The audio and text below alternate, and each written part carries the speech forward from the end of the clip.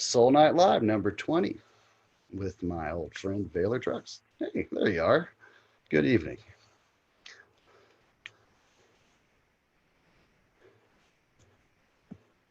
Through the magic of the internet, we get to sit here and chat tonight. Hope y'all are having a good night. Greetings. Hello. How are you, brother? I'm not bad. How are you? Not bad. You're kind of looking like a DJ there. I need to get mine here. Let me see. See, this is more of a crooner mic, you know. It doesn't radio. The SM7B, you got to kind of get right up on it. It's kind of low output, so you know if I move it even just a little bit, you can't hear me much at all. So come back, come back. Yeah. So, what have you been up to lately? Oh man, a lot. The primary thing I've been doing musically, actually, I just turned 50 last month. Oh, well, congratulations. Well, thanks. Even numbers are good. And the drummer in my trio, my good friend Eric Sanders, he got me an instrument that I've always loved and have never owned one before, and I've been spending the past month just practicing it most of the time. It's a bass clarinet. Nice. Yeah. So I'm slowly trying to get myself into the role of a bass clarinetist. And it's a different beast entirely from the strings. You know, you can walk by a guitar and accidentally play a note. There's nothing accidental about playing a note out of bass clarinet. You got to get your whole body involved. So had you played any woodwinds before? In 6th grade, I played tenor sax for a year in our school band. And so I had just enough information about embouchure and about fingering that I wasn't starting from absolute zero, but might as well be, you know, so. I know how it is. Yeah. I actually played just, regular clarinet in high school. Oh, wow. And I wound up in something, we started going to these state championships where they create these little ensembles, and they created something called the clarinet choir. Oh, wow. Where it was like maybe 4 regular ones and then an alto, a bass, and a contrabass. Yeah, the low E flat one, yeah. Yeah, the first year I got stuck with the contrabass. And it's like, they had these weird, unusual, rare instruments in the storage room at the band department. Right. And that thing probably was bought before Eisenhower was president, probably further back than that. And I remember I took it home and I scrubbed that thing repeatedly. It's just like, I'm not putting my mouth on this nasty old thing until I know it's really clean. And I got really good at like taking all the keys off and cleaning everything and shining them up with some silver cleaner and all that kind of jazz. And put it back in there. And I remember that reed was about this wide. It was like, it was ridiculous. But man, once you got honking on that thing, there was some power there, Yeah. Just shake the rafters. And then the next year I was like, no. Give it to the freshmen, and I played the regular one instead. But sure, that was my thing. And then I got into guitar, middle of high school, I guess. And I just thought, I'm not really gonna have a future playing this clarinet unless, I get into the bar mitzvah circuit. And I'm not aware of one in Topeka, Kansas, so I better get a guitar because that's something I can play forever. I can play it alone. I can play it with the band. There's lots of options. And I didn't touch another one for, I don't know, 25 years. And my mom found one at a garage sale one day and gave it to me. And it was just like, well, let's see if I remember how to do this. It's like, yep. It's like, I don't know the names of the notes anymore, but I have an ear now. So, and I actually went and bought a nice one not long ago. Nice. And I play it occasionally, but I feel like I sound like I'm still in high school. So it disgusts me and I put it away for long stretches. And so it's under the bed collecting dust. It's kind of strange to go at an instrument when you have, college level theory and kindergarten level technique. It makes for a strange kind of a learning process. It does, and I'd like to think maybe it's better than the other way around, but I don't know. They both have their drawbacks. Yeah. But that's really cool. It's such a rich sound, It's like, I love it. Yeah. I wonder, could they make a saxophone out of wood and get a similar sound? I think I've actually seen a couple wooden saxophones over the years, but that's anomaly, It's also a difference between the straight versus a tapered horn, and it's also a difference of the range of the instruments, because as you know, clarinets, when you jump an octave, you're not jumping an octave, you're jumping a 12th, an octave and a fifth. So the fingering is not symmetrical. You know, learning how to play low octave is not the same as playing the high octave. So Right. it's a different kind of a beastie. So It is. Well, that's great though. Have you recorded anything with it yet? only I've been making like kind of one kind of video of myself for myself, just so I can mark my progress over time. So I've been doing that about once a week, but nothing that I want anyone to hear. No. And is there anybody famous that you kind of look to on the instrument? Oh, I mean, you know, you were talking about the fusion stuff earlier, which, you know, I was very happy that the only album that you listed out there that I hadn't heard before was the German one, Passport. Okay. That's the only one that was new to me. And when you said no guitar, the thing that immediately came to my mind was Niacin, because there's another killer fusion band without a guitar. You're right. I love them. They had an album called Time Crunch a few years back. It's just fire. You know, it's in case anybody doesn't know, niacin is a trio, and vitamin B3 is niacin, and so is the Hammond organ. So that's where they got the name. And Exactly. they've got Dennis Chambers on drums. Yep. Amazing fusion drummer. Billy Sheehan, who you know from Mr. Big and David Lee Roth, but he's an amazing player that has much more going on than just hair metal. And For sure. a guy named John Novello on keyboards and clavinet and all that kind of stuff. And they Right. like covered like Red from King Crimson and Blue Wind Yep. and King Kong and all kinds of cool stuff. So Yeah. And you know, when he gets going, it sounds an awful lot like Herbie Hancock. So I really like it. But to answer your question, it all comes back down to the fusion stuff. I mean, when I first got heavy into fusion, that was all I was listening to, was, you know, early days of college. And the two kind of timbres that stuck out to me was Benny Maupin's bass clarinet from Headhunters and from Bitches Brew, and the sound of a Fender Rhodes played through a ring modulator, which is a lot of the things that Jan Hammer would do during Mahavishnu. I love the sound of that. So so I know how to do Rhodes and ring mod. I've got all that gear and those chops, but I did not have a bass clarinet. Well, that's awesome. Well, that's just a wonderful sounding instrument. It is a richness to it. Yeah, I'm trying to get to there right now. It's a squeaky thing. It's a squeaky honky thing. A squeaky richness. That's it. Yeah. Okay. So how's everything else going in this COVID era? You know, going okay. Doing some collaborative things. As far as the music making is concerned, I am super fortunate to be able to have a full-time job that I can work from home. So I have tried to lay back and lay low on the, you know, climb on and do the streaming thing, because there are musicians that actually need it, and I'm doing all right. But that being said, I don't want to just not play music, because I like it and it's great and I want to do it. Actually, my drummer and I are looking at doing a project here relatively soon. We picked a name out, which I kind of like a lot, which is the Standard Deviators. Yeah, I know you guys. That's a good name. You know, in addition, you know, I've got a few other projects that, you know, once we're able to get out and play live again, is going to start ramping up again. Last summer, my sister, Eric, and I traveled to Colorado and did a Allman Brothers tribute band out there called Family Peach. The bassist was Todd Smalley, who played with Derek. Sure. The keyboardist was Bill McKay, who also played with Derek Trucks' band. And the second drummer was Jeff Franca, who's with Thievery Corporation. And you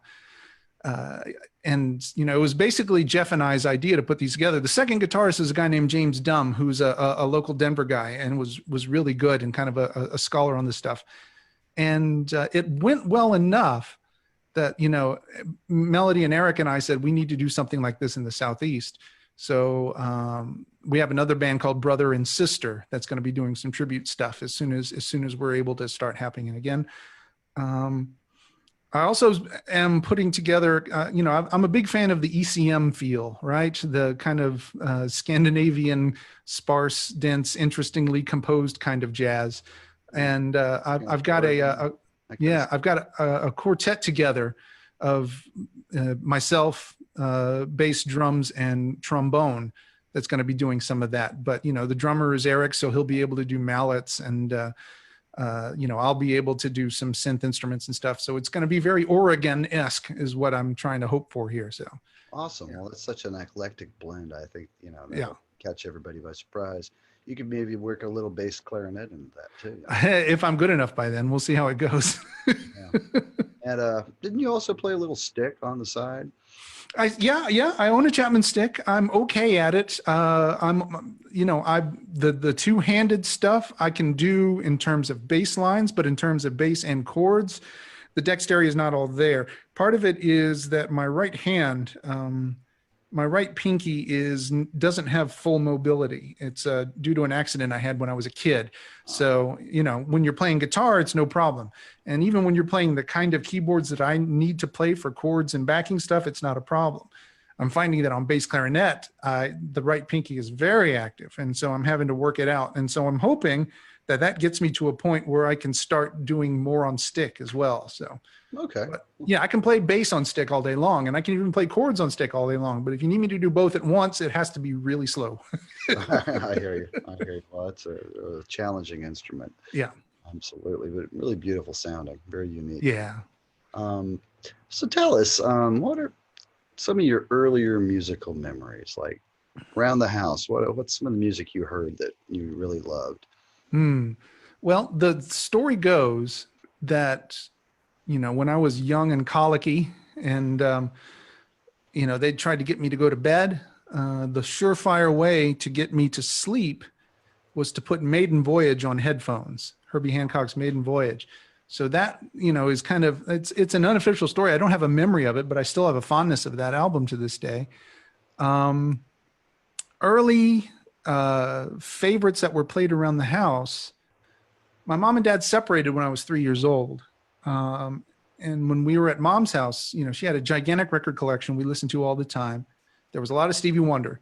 So, the classic era, Music of My Mind, Talking Book, Intervisions, Fulfilling His First Finale, that period we listened to an awful lot, especially because the albums were being released in that time, because, it was 1973 when they split.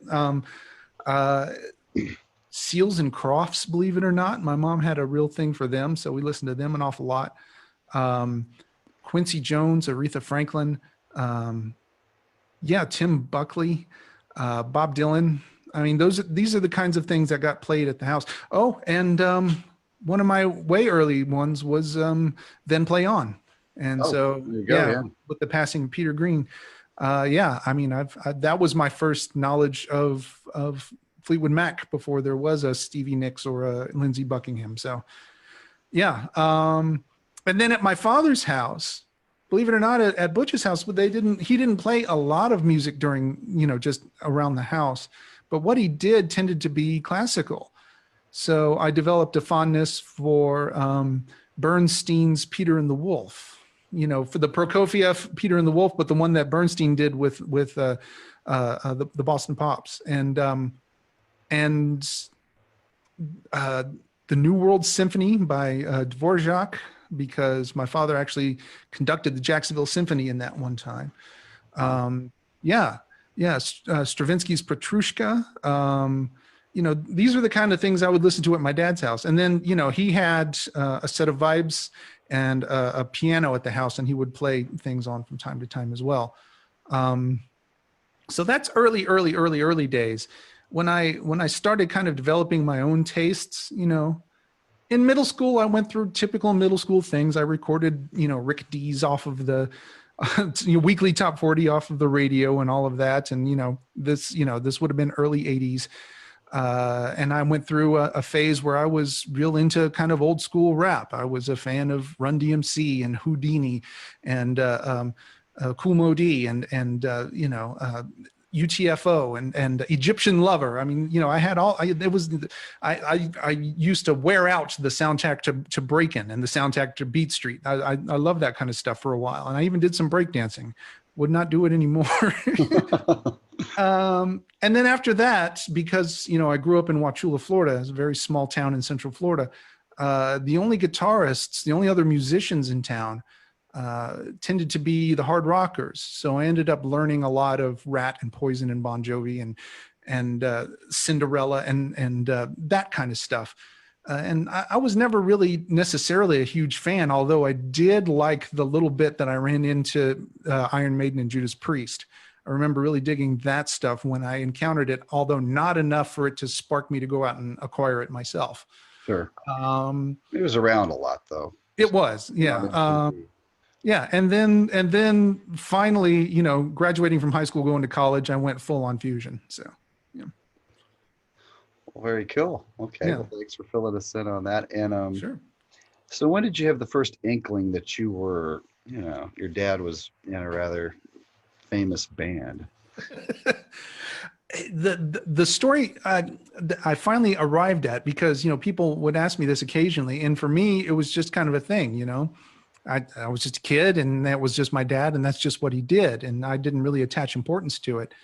But when I was the Allman Brothers arc was such that when they broke up the first time, I was still very young, like first grade.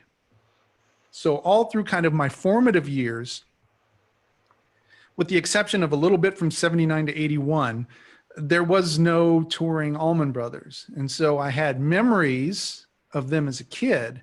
And then in 1988, when they released the Dreams box set and they went back on the road for 7 turns in 90 and 91, I was already up and out at college. So during my formative years, when it would have done me any good to have a parent who was a rock star, no one gave a shit about the Allman Brothers. Oh, can I curse? I didn't even ask. Yeah, it's after 10. Yeah, go for it. But I do remember getting a copy of the Guinness Book of World Records in, somewhere in 1979, 1980.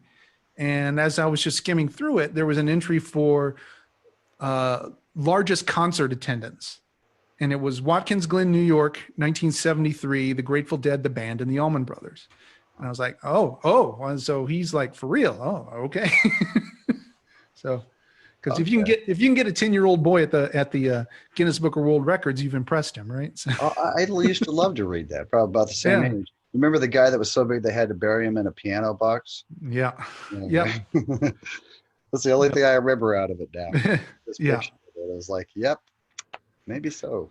Those heavy twins on the motorcycles. Yes, I remember. Oh yeah, or the guy with the long fingernails. That always kind of freaked me out. When I looked at it, I was like, yep.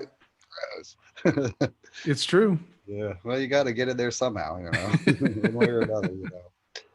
I wonder how much it's grown in thickness since we looked at it back then in the late 70s. It's a good question. I don't know. It's been a long time since I've cracked open one of those. I don't know. They made it a kind of a coffee table book. I was in the business for about 10 years, 15 years ago. Oh, wow. And, every year they'd have a new edition of it that was all color with color pictures and stuff. And it's pretty neat. So, well, all right. It's been years since I cracked one open. I'm kind of curious. I was like that in Ripley's Believe It or Not too. That was kind of, they kind of, well, growing up, before I moved, so my childhood was after my mom and dad separated. The Allman Brothers lived in Macon. When my mom and dad separated, we moved to Jacksonville. And then we spent some time in Florida, Jacksonville, St. Augustine, Daytona. My mom remarried, and the man she remarried was a guitarist, and they moved out to LA for a year. And so while they were in LA, I was staying with my uncle in Forsyth, Georgia. They came back, we moved to Nashville, and then from Nashville back down to Florida. So I spent a good portion of my childhood in Florida. And when you're near St. Augustine, one of the big things to do was to visit the Believe It or Not museum. So nice. So I went there a lot. Yeah. Oh, very cool. I have to see it up front like that. That's really neat. Yeah, I always loved that. And there was a TV show in the 80s of it too. With Jack Palance. Exactly. And his daughter, I forget her name now, but Holly, I think. Yeah. I think that's right. I like that Holly. She was cool. So I thought, yeah, why don't we take a peek at the discography while we're Yeah, sitting here talking for about the sure. brothers, and then we can go into depth a little bit more. But I think maybe looking at it will lead to some other topics that we would have brought up anyway. Okay.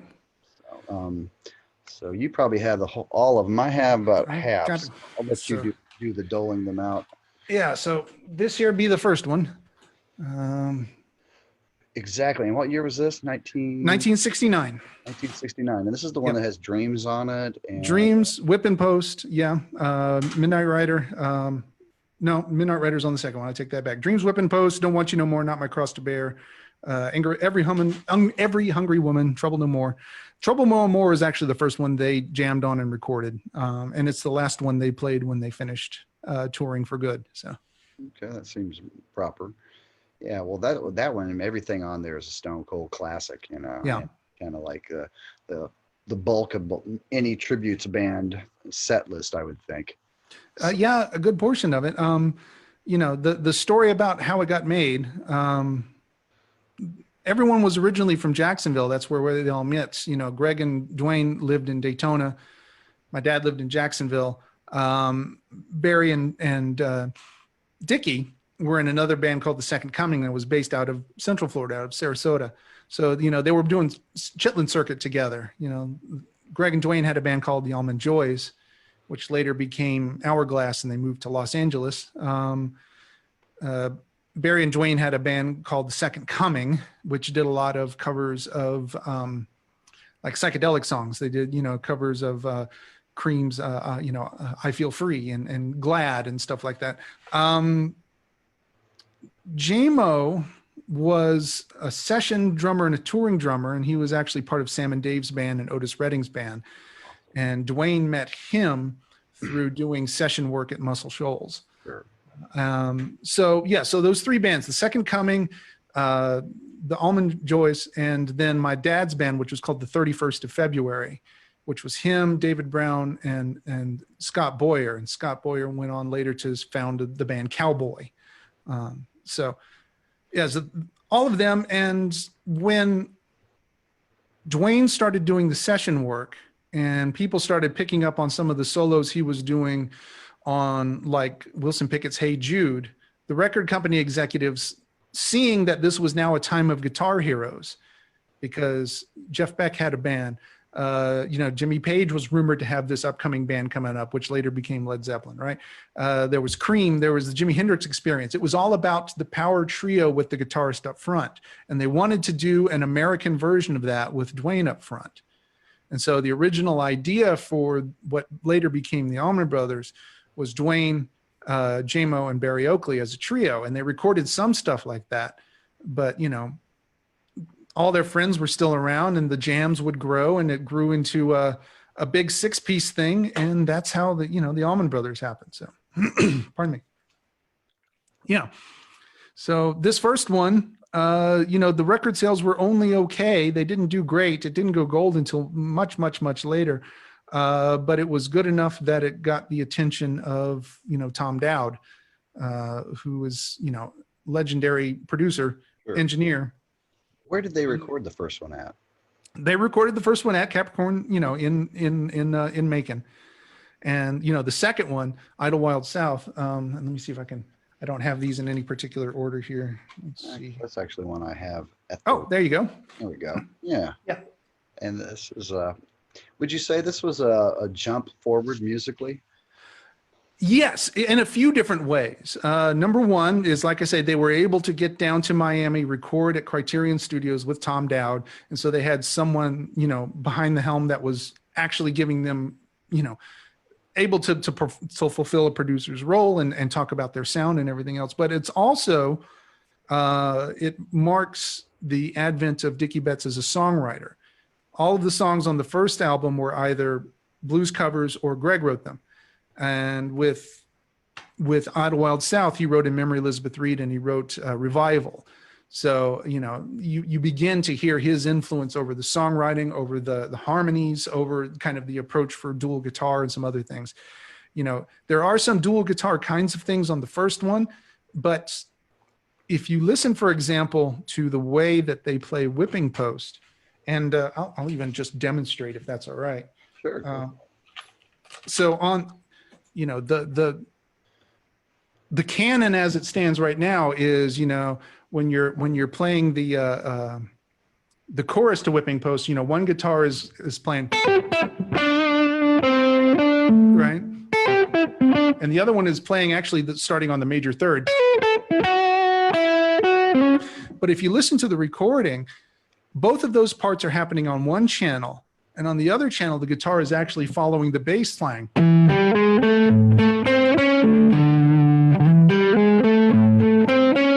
And that's not something they ever did again after that first album. Interesting. I think it's pretty cool.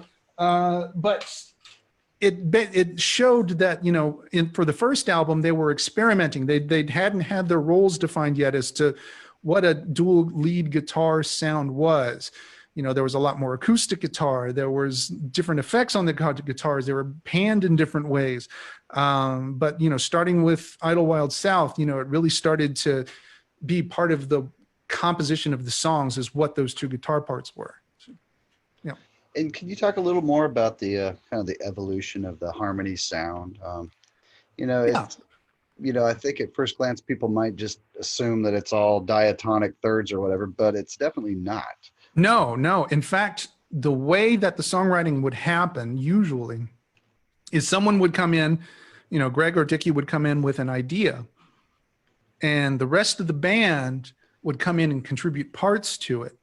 And so in the songs where Dwayne was contributing the harmony part, so, Dickie would come in with melody, and when it was up to Dwayne to write the counterpoint to it, he wouldn't follow diatonic thirds. It would go all over the place, So on Dreams, at the end of the song, there's kind of a, let's see here.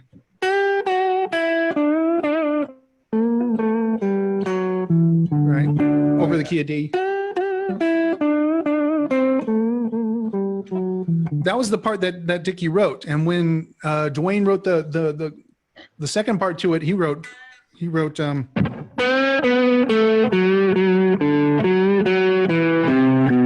So the intervals actually shrink as the thing goes on. It goes from fifths to thirds, and he did a lot of stuff like that. He would write second melodies instead of just going a third above and a fifth below like is traditional. And then after Dwayne passed away, and it was up to Dickie to write both the parts, you would find that as he was overdubbing himself, he would fall back on more traditional diatonic harmonies. So, Okay, so a bit of that unpredictability kind of went away. Yeah. Okay, but it was just necessitated by the fact that there was a composer missing. So right. Yeah. So instead, you're just kind of getting one man's vision overdubbed, right, rather than two. So that makes sense. Okay, and then which one's next? What's the third? I'm trying to. After that is the Fillmore East. I was going to say, it's time for the live album. Yeah, that's the third one, which is arguably one of the greatest live albums ever. It's like do you think every song is better on that than on their studio counterpart? For the most part, there is an extended version of the album, which includes a live version of, good heavens, why am I blanking? Midnight Rider. And without the advent of the studio for the vocal harmonies, Greg's voice kind of breaks up a little bit when he tries to hit that high 5 and 6. So with that kind of notable exception, I think the rest of it. And this is at Fillmore East. Yeah. Oh, yes. There it is. And have you heard the story about? And I'll put the picture back up. But have you heard this? Yeah, but okay. Go ahead and tell it anyway. All right. So I'll leave this picture up while I'm telling it. Right.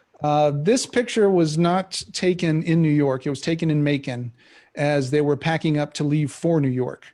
It was early in the morning. Everyone was grumpy. Everyone was a little hungover because they were big fans of the trendy chemical amusement aid. And as they're trying to get pictures taken, everyone is really upset and wanting to get it over with. And up comes this dude on a moped, and Dwayne gets up and runs over to him and runs back, and he flashes the fact that he's got a little bit of some kind of substance in a plastic baggie, appears to be some manner of white powder in his hand. And everyone cracked up at the fact of what just happened. And that's the picture they took. Yes, legendary story. Yep. And Yep. I doubt the contents of the baggie lasted very long. But the camera was put up. Yeah. Yeah. Yeah. Yeah. And then, you know, the roadies are all on the back. Any other asides about the Fillmore shows? Yeah. You know, the first time the Allman Brothers played at the Fillmore, it was opening for the Velvet Underground. Oh, that's an interesting combo. It was, and it didn't go over very well. You know, Lou Reed's fans weren't all that hip to the Southern thing, and vice versa. So after the show was over, though, Bill Graham came to the Allman Brothers and was enough of a fan that said, look, I love you guys. I'm sorry that this happened. Who would you like to play with? And so the next time that they played the Fillmore East later that year, in 1970, it was with B.B. King. And that went much better. And, you know, over the next year or so, they played there a few times, and to the point when Bill Graham decided to close the Fillmore, the Allman Brothers were the last ones to play there. The story goes is that the Allman Brothers was the last of 3 bands to play on the last night of the Fillmore. And it was Jay Giles, Johnny Winter, and then the Allman Brothers. And they didn't go on until about 3:30 in the morning. And, you know, they played for something like 4.5, 5 hours, long enough so that when everything was over, nobody in the audience even clapped. They just kind of stood up and quietly walked out, and someone opened the door and the sunshine came in and they walked out. Yeah. You know, and, you know, Dad says that as Dwayne was pulling his guitar off and walking off stage, he says, it's like leaving church. So, more or less. Yeah. Yeah. So yeah, there were apparently really great recordings of Mountain Jam that happened on the second to the last night that they could not end up using because it also included a horn section that was out of tune. So the version that they ended up using that later went on to Eat a Peach was not their favorite version, but it was the one in which was complete and had good energy and did not have out of tune horns on it. Before we move any further, let's talk a bit about, you know, the odd meters that seem to pop up here and there and what inspired those. Because, you know, that was like on, you know, the first album, Whipping Post is a great example. Yeah. Well, you know, Whipping Post, that 3, 3, and 2 it was just a bass line that Barry made up and that he liked. I don't know that Barry necessarily was aiming to write anything in on meter. He just liked the way it sounded. Probably not. That being said, though, there have since then definitely been instances where they've, you know, gone for the odd meter intentionally. But, you know, J-Mo was very much influenced by a lot of the early fusion that we were just talking about. You know, one of the reasons why he kind of signed on with Dwayne is he saw this as an opportunity to inject some jazz into the South, right? Thank you. Thank you. Yeah. And my father was very much influenced by, you know, Joe Morello is one of his biggest influences. And, you know, that he was the drummer for Dave Brubeck. He was the drummer on Take 5. Right. Yeah. Right. Great. So, you know, and in fact, in the folk trio that I was telling you about earlier, 31st February, they released one album. And on that album, the last song on the album is called Pick a Gripe, and it's the only one that my father wrote, and it's in 5. So, okay. Yeah. Well, so, cool. Yeah. And that just seems to be kind of a hallmark, you know, and it sometimes it's just like an intro, and then it kind of breaks into something a little more, you know, right. Or four-ish. Yeah. That almost became kind of, I don't want to say a formula, but I could think of a number of songs that kind of have that kind of. Right. And it was never, I think in the Allman Brothers cases, I don't think it was ever done garishly or as an attempt to kind of show off. It's just they would write a riff and drop a beat and it would sound cool. Right. And so, the other one for that is Black Hearted Woman, which starts with a dun dun dun dun dun dun dun dun dun dun dun 1 2 3 4 5 6 7 8 1, you know, 7. It's in 7. So yeah, it's just, you know, they would come up with things that they thought would sound cool, and they would get together and make it happen. And you know, Butch was classically trained and JMO was jazz trained, so they knew how to make it happen. So that's, you know, I think that's one of the things that sets them apart from, you know, other Southern rock bands, you know. And the jazz influence, I just don't hear that in Molly Hatchet or Leonard Skinner, you know. It'd be kind of unusual if it was in there. I don't, you know, I don't know how well it would fit, but you know, the brothers made it seamless, and right. And that makes them, I don't know. It's they're all equally special in their own way, but it's more to my liking, I suppose, having more variety in the mix. Sure. And yeah, just to be absolutely fair, because I don't want to be down on all Southern rock. There is some that, you know, it takes the whole juke joint aspect of the Southern thing farther than I personally like. But some of Marshall Tucker's stuff is amazing. You know, they played with a flautist. Their drummer, Paul Riddle, is amazing. They had great songwriters. The guitarist, Toy Caldwell, is one of the finest to come out of the South ever, you know, from South Carolina. Mm-hmm. And, you know, they're definitely worth listening to, more than just Can't You See? So. Oh, sure. Yeah, absolutely. Yeah. And was there ever a time when like all these groups played together on the same bill, like Skinner and the Brothers? Oh yeah, quite a bit, right? Oh, for sure. You know, they used to be, you know, giant concerts in Macon. People would come. You know, Macon became a little center for a while of kind of the Southern counterculture, and yeah, bands from all over. And you know, there were a number of kind of B and C level bands that, you know, they would get together and play with the Allman Brothers out at Piedmont Park or you know, at Macon Coliseum pretty frequently.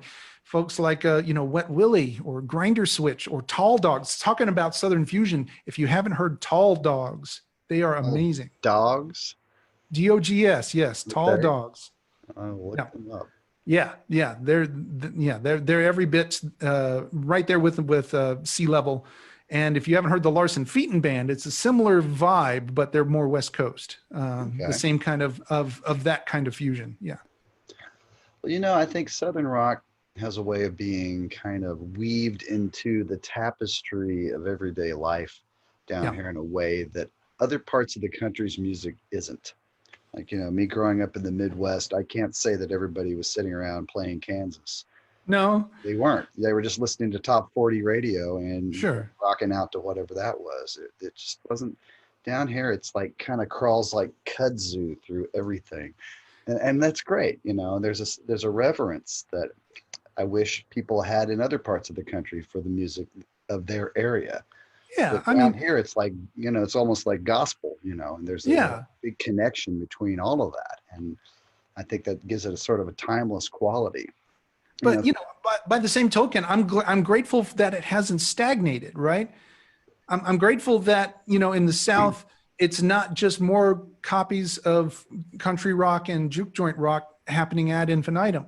It's the B-52s and REM, but at the same time, it's drive-by truckers. You know, it's, you know, you've got Americana roots, you've got, you know, indie rock roots, you've got, you know, blues and jazz roots and country roots, and you know, it goes in all kinds of different directions. It's not just the same thing over and over, and I'm glad for that.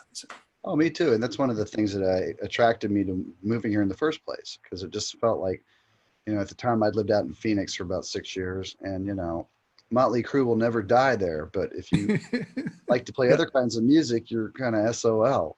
Yeah. But as soon as I came out here, it was kind of like anything goes, you know. Yeah. It's all here if you just need to dig around a bit, and that's great. You know, it's like no limits. You know, that's the way life should be. Yeah, definitely. Sure. So after the Fillmore, is Eat a Peach. Right. This is a little different for obvious reasons that are historic, but let's go over those just in case and kind of explain where the band was at the time. I didn't take that cover down, but I think everyone knows it. Right. Yeah. So Eat a Peach is the first album they released after Duane Allman's death in 1971.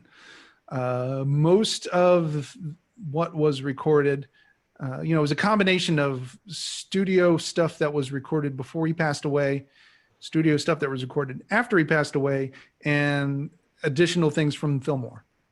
So, like One Way Out and Mountain Jam both came from Fillmore. Right. And was that a double album? It was, yes. I thought so. Okay. Yeah, because, Mountain Jam was two sides of that album. Right, yeah, that alone. Yeah.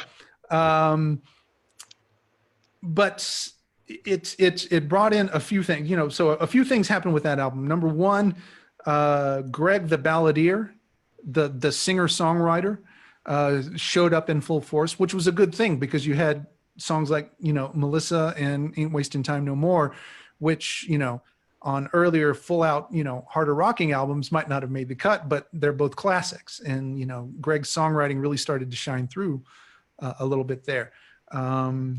Dickie as the main guitar voice started to happen on that album as well. La Brea in A minor is, all hymns, sing, it's a 5-piece band with one guitar. And they didn't tour that way for long because, less than a year later, Barry Oakley passed away and they had to rejigger the band yet again. But yeah, Eat a Peach,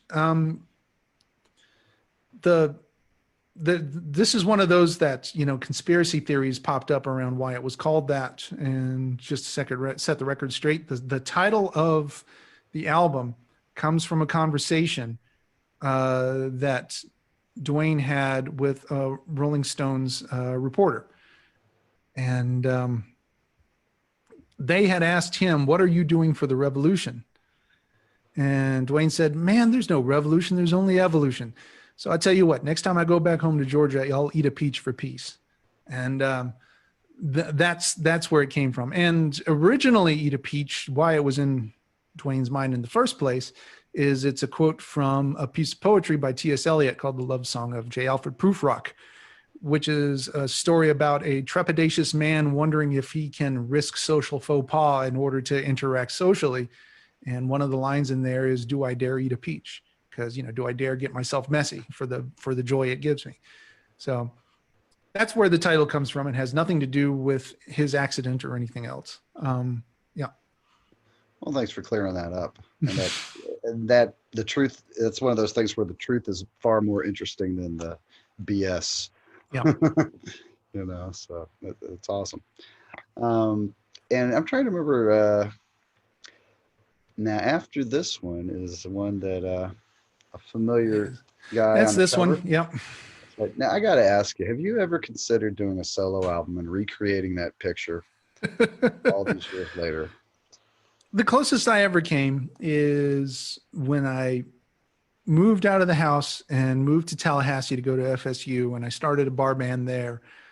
For our first gig poster, I put a picture of that and I said underneath it in the missing child font, "Have you seen me lately?"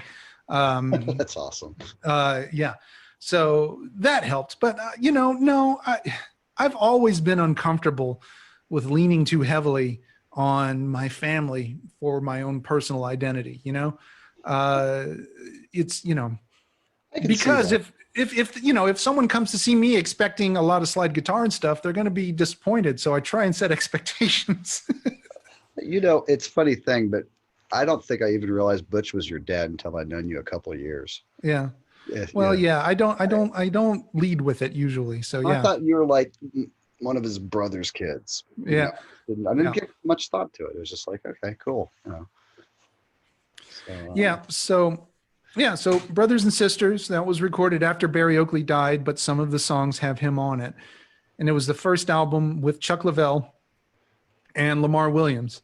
Yeah. How would you say that changed things? I mean, greatly, but suddenly there's this piano and guitar dynamic instead of two guitars. Yes, for sure. And that was intentional because they made the conscious decision not to look like they were replacing Duane. And I like that energy because, Chuck is an aggressive improviser and he's a melodic improviser.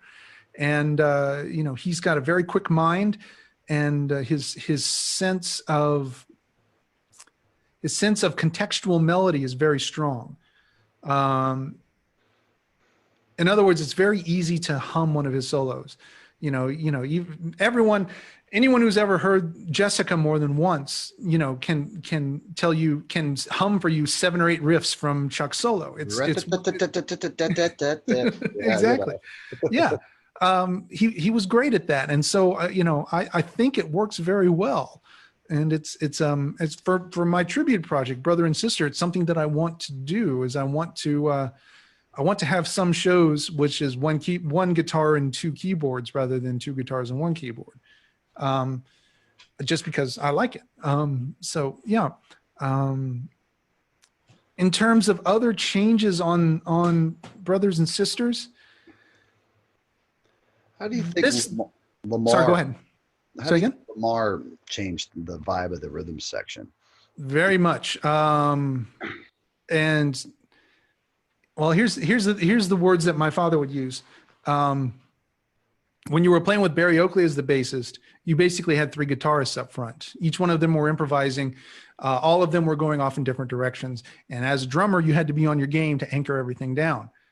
And he said, once they hired Lamar, it freed Dad up to improvise more, because if he knew he ever got lost, he just had to look over at Lamar's left foot and he knew where 1 was. So it gave him a broader reference point. Now, having said that, musically, 1973, which is the year that Brothers and Sisters came out, was big for them, because not only was it Watkins Glen, they played the Mari Soul Festival in Puerto Rico with Mahavishnu Orchestra. As a matter of fact, they did a tour with Mahavishnu that year. Dad was saying that's the only time we ever made sure to show up for the opening act. And, Cobham would come off stage and JMO and Dad would both hand him 6 and say, show us something. Yeah. So would you say that their rise as a band was unabated despite the deaths? Yes. It's unfortunate that after 2 seminal members of the, defining members of the original sound had passed away, is when they got to their highest apex of popularity during their most influential period. And, Brothers and Sisters kind of epitomizes that. And it's an album that I didn't give a lot of credit to for a lot of years, but going back to it more recently and looking at some of the songs like Come and Go Blues, there's some amazing things that happen in that song. Mm-hmm. And it's really a well-crafted, well-written, kind of meticulous album. And it's kind of amazing that they were able to do that in the middle of everything that was going on in terms of the deaths, popularity. And this was also right at the beginning of the over-the-top substance use that would eventually cause them to have to split up a couple years later. So, yeah. And in fact, you start hearing some echoes, some repercussions of that on their next album, which is Win, Lose, or Draw. Yeah, and that's kind of I want to say it's kind of overlooked compared to anything that came before it. It sure is. And, there it is. Photo was taken at a club in the Atlanta Underground. In fact, Underground Atlanta is where that picture was taken. That's right. My good friend Bobby Andre was telling me about that recently. Hey, Bobby. Yeah. Hope you're out there tonight. I think you are. Yeah. Tell us more about that record. Cause it's weird, but I'm kind of attracted to these kind of mid to late 70s albums by bands that have been kicking since the early 70s or before. Right. It's kind of interesting. Like Yes is a good example. Who have do a lot of changes, and then they made like 3 or 4 more albums that kind of fall through the cracks, and each one of them is, it's unique in their own right, Yeah. Even if maybe they don't gel with the classic sound that the band had. Well, yeah. Eric and I are both fans of Revelator, so yeah. But yeah, so When There's a Draw, it's got an amazing composition on it called High Falls. It's a 14-minute instrumental. And it's also one of those that if you listen, for example, after Chuck's solo and they're about to go into the second one, Lamar comes in on an offbeat. So it sounds like, and when we were learning the song, Eric was coming to me and saying, what about this measure of 5? And it's like, no, it's just they came in on an offbeat. You don't have to worry about that. There are some songs on that album, though, that start to show the transition that Dickie was making from the psychedelic and kind of late 60s rock inspiration stuff that he had to that point. Because starting with Brothers and Sisters, really, but really moving much more so on Win, Lose, or Draw, is he's a huge fan of Jimmy Rogers. And he started to bring a lot of that kind of 30s and 40s Americana country feel into some of the songs. And eventually that's what led to him releasing Highway Call and his own band, Great Southern. But there's songs on there like Louisiana Lou and Three Card Monty John, which are, it's, you know, it it could be a Boxcar Willie song, you know, it's that same kind of a feel, you know. But you know, still it's got a Dickie guitar solo in it. And you know, Greg, the singer-songwriter and balladeer on things like Just Another Love Song and Nevertheless happened as well. The first song on there is a cover of a Muddy Waters song, Can't Lose What You Never Had, but it doesn't have the same gravitas as their version of Trouble No More. You know, they orchestrated these really long, complicated lines that were used to stitch the verses together. And while it's cool, I don't know if it was Muddy Waters, you know. And that was the same kind of lineup that was on the previous album, where it's just one guitar yes, and keyboards, right? Correct. And and to be absolutely completely to be the completest, there was actually a live album that was recorded between Brothers and Sisters and Win, Lose, or Draw called Wipe the Windows, Check the Oil, Dollar Gas, which is, you know, just live versions of a lot of the stuff that was on the previous albums. There wasn't any new material on there, but it was the one guitar, two keyboardist kind of setup. So, and would you say that even with Chuck, they were going for that kind of harmony? Oh, for sure. Oh, yeah. I hear it quite a bit in there. So that's yeah, absolutely. It's all over the place on both Brothers and Sisters and on Win, Lose, or Draw. Yeah, it's all over there. Yeah. And then after this is kind of when the wheels fell off for a while. And Correct. What's the story behind that? Well, the story behind that was, the short version is that Don't Marry Cher. No. It actually didn't have much to do with that. Cher was not a Yoko influence or anything like that. In fact, she was quite lovely. She used to come by the house, and you know, Chastity and I would play together, and her assistant would sit down with us and read us books. And I didn't realize at the time, you know, Cher would be there. I'd come in with the book and I said, "Can you read this to me?" And she would have her assistant read it. And I didn't find out till years later it's because she was dyslexic. And oh, wow. Yeah. So no, I've got nothing but love for Cher. We all do. But no, what had happened is that the drug use had gotten bad enough that legal pressure was starting to come in on the band. Greg was basically given an ultimatum to either turn over his sources or face jail time. And he chose to do it. He chose to turn over his drug sources. And it resulted in the arrest of some people who were close to the band, and the rest of the band weren't inclined to forgive him for that. And it split them up.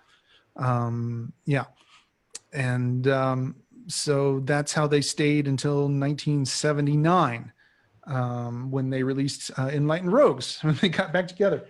Oh, hey, before we get into that, tell us the story about the photograph on the cover of Brothers and Sisters. Oh, okay. It was October when I was like 2.5 years old. And the story goes that I was just upset. I had given me some cold medicine that I didn't like, and I ran outside and pouted. And that's when they took the picture. Is when I was kind of looking down, poking a stick, being all kind of, you know, self-pitying and everything. And they snapped the picture. As far as the inside gatefold, well, the back cover, the little girl in the back is Brittany Oakley. That's Barry Oakley's daughter. And then when you open the gatefold, there's a giant panorama of all kinds of friends and family in there. And I'm trying to think of all of the stuff that's noteworthy in there. The one thing that I think most people might find interesting, let me see if I can find it here, if it's in here.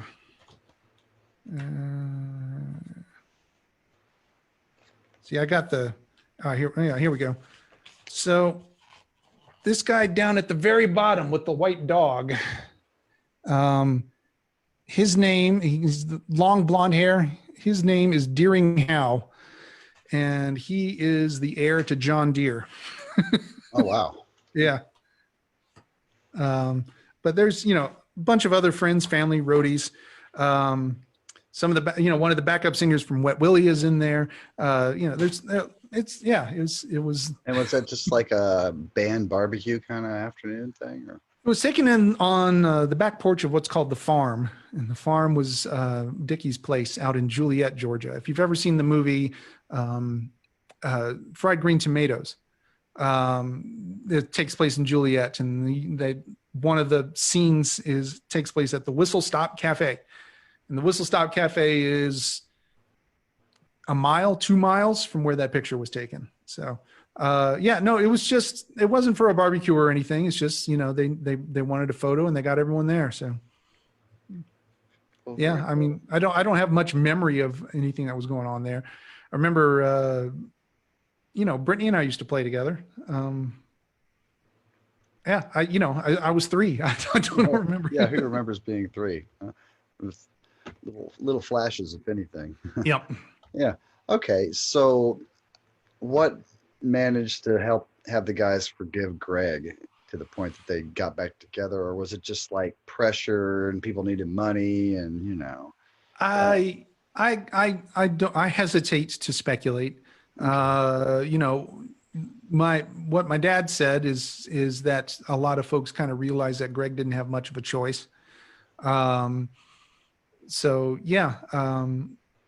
They got together in 1979, right as, disco was hot and, the new wave was starting to happen. And that's the one. It's the one.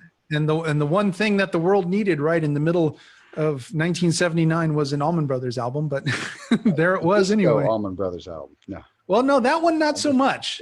I'm just kidding. There is one coming up that definitely fits that description, but this one, not so much. This one was more traditional.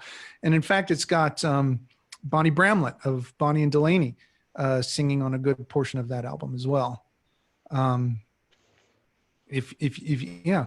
That's so. A couple of interesting things about that lineup. The second guitarist, his name's Dan Toller, Dangerous Dan Toller, really brilliant, talented guy. The one thing that's interesting, though, is that of everyone on planet Earth, he's probably the guy that plays the most like Dickie. So when you listen to this era of the Allman Brothers, it takes a minute. Wait, is that Dan or is that Dickie? You really kind of have to train yourself to distinguish between the two. And the bassist, Rook, David Goldflees, was they hired him from Ram Jam. You remember Black Betty? Oh, Black Betty. Sure, yeah, he was on that. Things Gone Wild. Yeah. So that's where Rook comes from. And he was why not Lamar?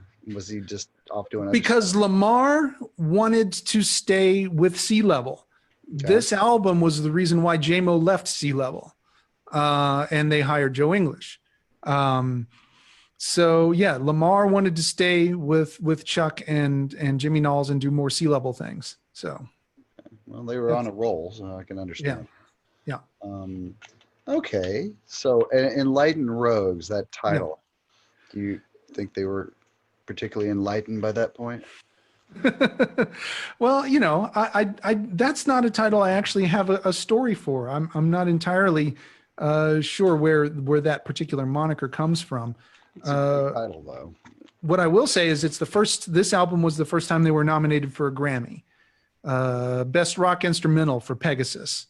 That's great. That's a great kind of lost one. I think people don't realize that there's a lot of instrumentals in the catalog. Everybody thinks of Jessica and Liz Reed. Yeah. But, that was just kind of a starting point almost, There's a lot that came later. You mentioned High Falls, which is, epic. Yeah. And then Pegasus, which is, a shorter tune, but it's full of Dickie-isms. That it is, yeah. And would you say this was a kind of a deliberate return to the 2 guitar lineup kind of sound? I think so. Yeah.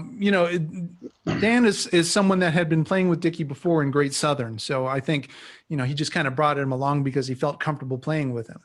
And so since So they had developed that repertoire already, so. that makes sense. So it was kind of a return to the earlier sound then, pre-Chuck. How do you think Greg felt about Chuck initially? Well, another keyboard player. Some bands like that and some don't. So I'm just curious if you have any insight on it. Well, I don't have any specific insight, and I could speculate. I do know that especially in later years, Greg was really all about trying to keep the songs shorter and the solos shorter. So I think having a second keyboardist that could comp while the solos were happening was probably something that really appealed to Greg. To the point where on all Greg's solo ventures, he's had a second keyboardist. So, Okay. Yeah. I imagine he liked it quite a bit. Alrighty. And next up, is it the Next up is called Reach for the Sky. And I don't have this in its own fashion. I have this double pack of Reach for the Sky and Brothers of the Road. Reach for the Sky is the one with the little boy on the rocking horse, which is a painting done by my stepmother, who is a very talented artist named Melinda Trucks. She painted that of my little brother, Seth. And wow. yeah. Both brothers are on albums. That's pretty Isn't that interesting? It is. Yeah, not a guess. So would you say this is one of the most unusual albums in the catalog? These two albums, Reach for the Sky and Brothers of the Road, they had switched record labels. Capricorn went defunct, and incidentally had to sell their back catalog to Polygram and Derek Schulman. What do you know? Yeah. So yeah, Polygram Records ended up releasing the back catalog starting in 1981. So, which, by the way, that interview you did with Derek Schulman, I thought was way cool. I enjoyed that very much. Well, thank you. I was thrilled to have the opportunity because he's not a guy that does much press. It's that band just ended in 1980, and we didn't hear a peep about them for decades. Right. It wasn't really until the progressive rock kind of resurgence in the 90s where people started talking about them, and suddenly there's a whole new generation. Now there's been a couple generations that have come along that are hip to them. And seeing his son get a chance to have a reunion that he's been wanting ever since he was a little kid was pretty darn cool. So it was very cool. Yeah, I thoroughly enjoyed that. And it was one of those ones where, he was so nice to talk with us for 2.5 hours. I mean, that was a marathon that went pretty quickly. But, it's one of these things where it's so rare. It's like this guy hardly ever talks to the press. Get your questions in now, Yeah. As Derek said, we grilled him really well, but really, and he was a real gentleman about it. Yeah. So thanks for checking that out. They're such an amazing band. For sure. Did that really happen? Yeah. So the unfortunate thing about the Arista years, two things. Number one, J-Mo left. And after J-Mo left, they hired Dan Toller's brother, Frankie, to be the second drummer. And whereas Dan sounded an awful lot like Dickie, Frankie sounded an awful lot like Butch. So, it ended up with just double doubles. And there are some good songs on these couple albums. They had one kind of minor hit off of Reach for the Sky called Angeline.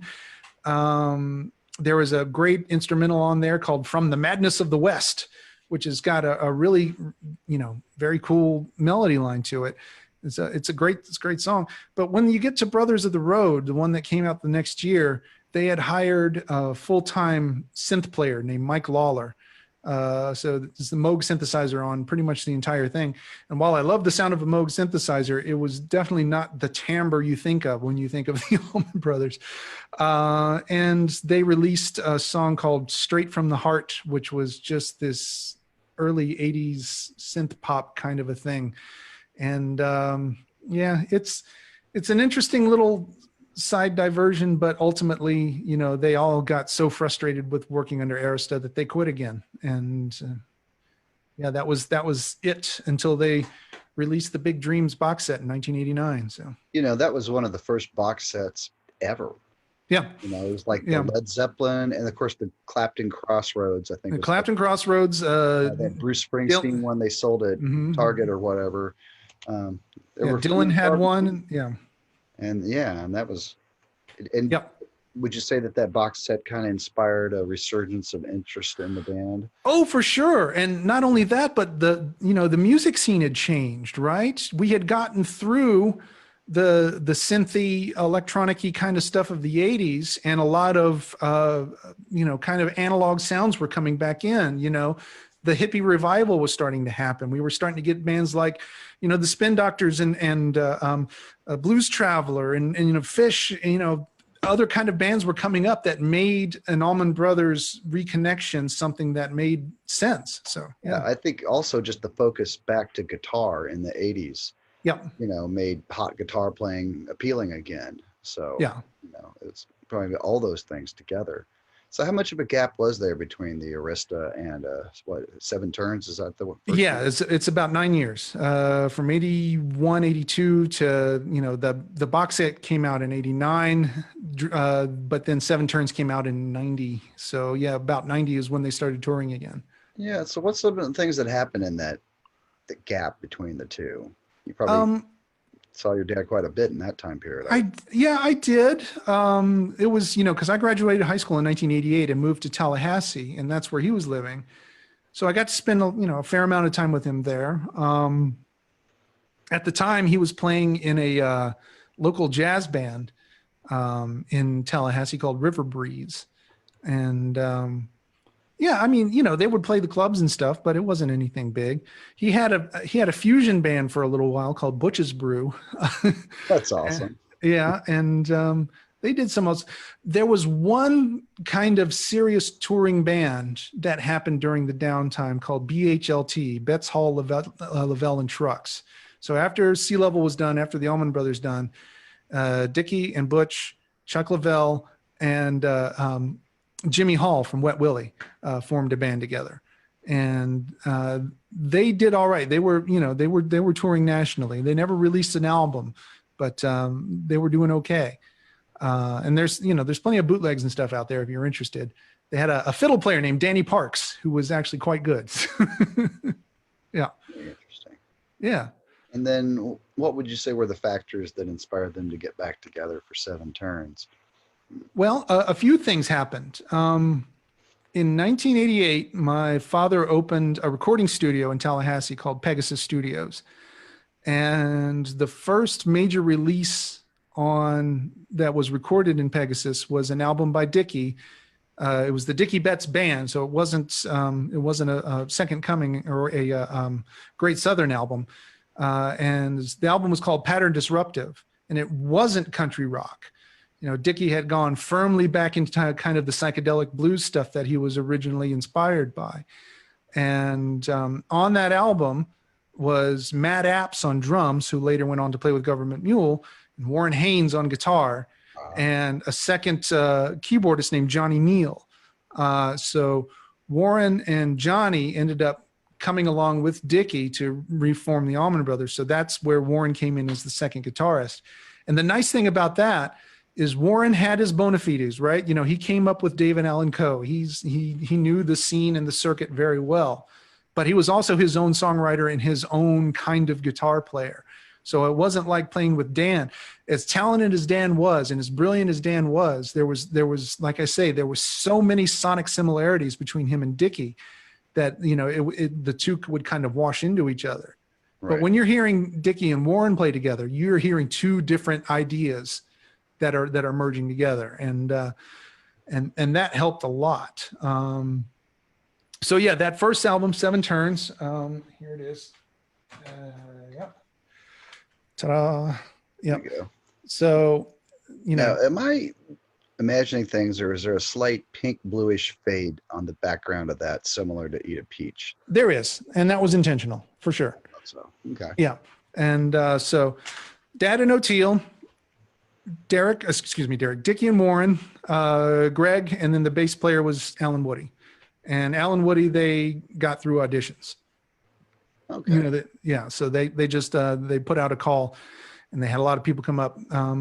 Some of the people that auditioned were pretty interesting. I was there for some of that. They almost went with Duck Dunn.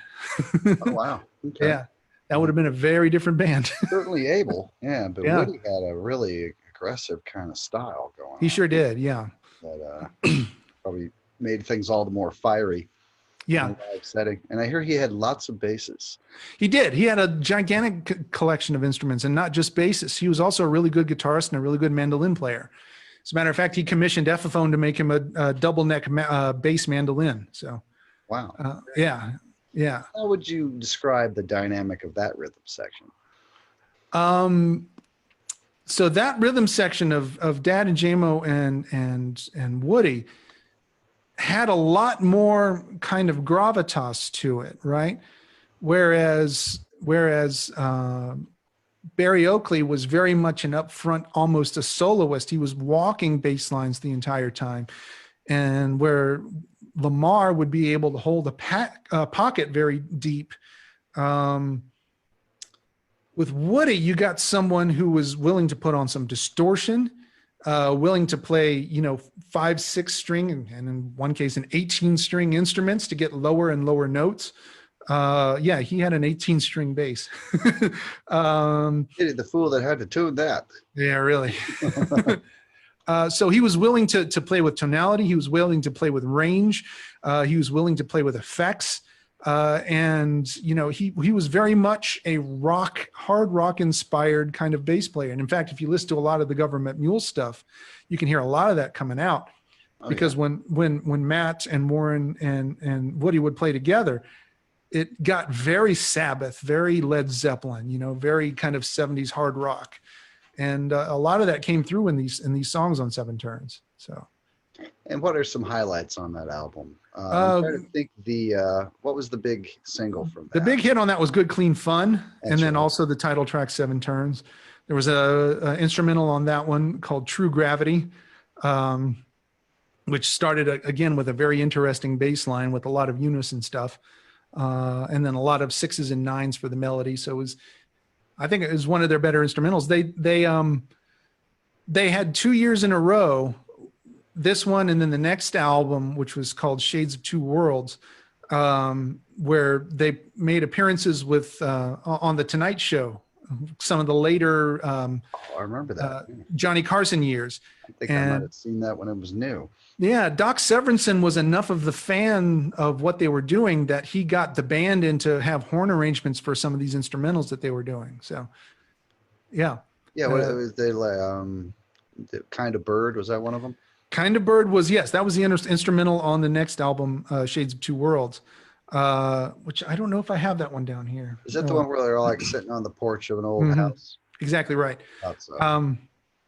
Yeah, and Kind of Bird is very difficult. It's probably their trickiest instrumental to play. Why is that? Well, they wrote the melody line to try and emulate. So, all right. So when Dickie wrote the melody line for Jessica, the reason why he wrote it the way he did is he was trying to make a melody that he could play with only 2 fingers because he was inspired by Django Reinhardt. So it came out. So it was all 2 fingers. Oh, wow. Okay. And when they wrote the melody line for Kind of Bird, they were trying to make Charlie Parker bebop type lines, Yeah. So there was a lot of.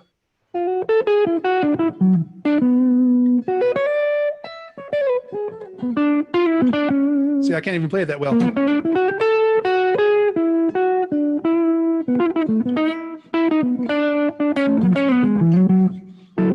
So, yeah, it's a difficult one to play.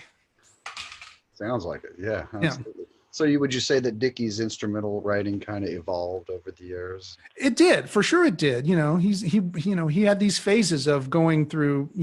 The jazz influence was always there to some degree.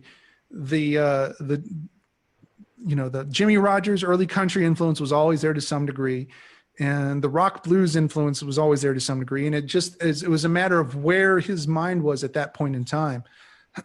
One thing that was kind of unfortunate is later, during kind of the end of his tenure with the Allman Brothers, which ended in 2000, a lot of the melodies that he was starting to write were starting to feel a little formulaic, you know. I remember he wrote an instrumental once, I think it was called JJ's Alley, that appeared during some of their performances in like 98, 99. And I was like, these are the riffs that he plays when he solos. All he did was he packaged up what he does when he solos and he wrote a song around it, which, you know, is an interesting thing to do. And it's a good song and I liked listening to it, but it also didn't have a lot of the innovation that you heard from his earlier stuff. So. Sure, that's understandable. Yeah. And next up, it's the one with the mushroom, right? Mm-hmm. Yeah, That's it's called Back Where It All Begins. Now, the mushroom, doesn't that go back further than that album?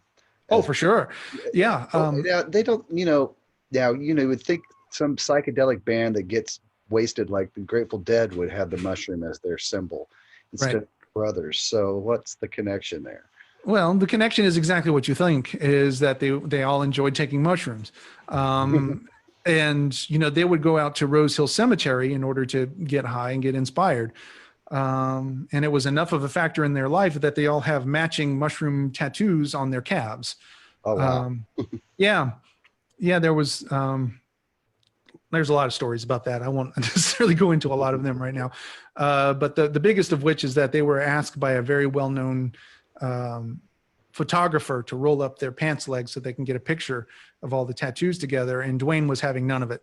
Says, you know, this is not theater, this is music. I don't, you know, we're not here to be fashion trendsetters. We're here to play songs. So, but yeah, so yes, the mushroom thing goes way back to the very beginning when Dwayne was still alive, and it's kind of stayed with him the whole time. So does that kind of tie into the title of that album? Shades of Two World, or Where It All Begins? Yeah. You know, I don't know. It certainly ties into the cover art. Yeah, it kind of makes sense in context.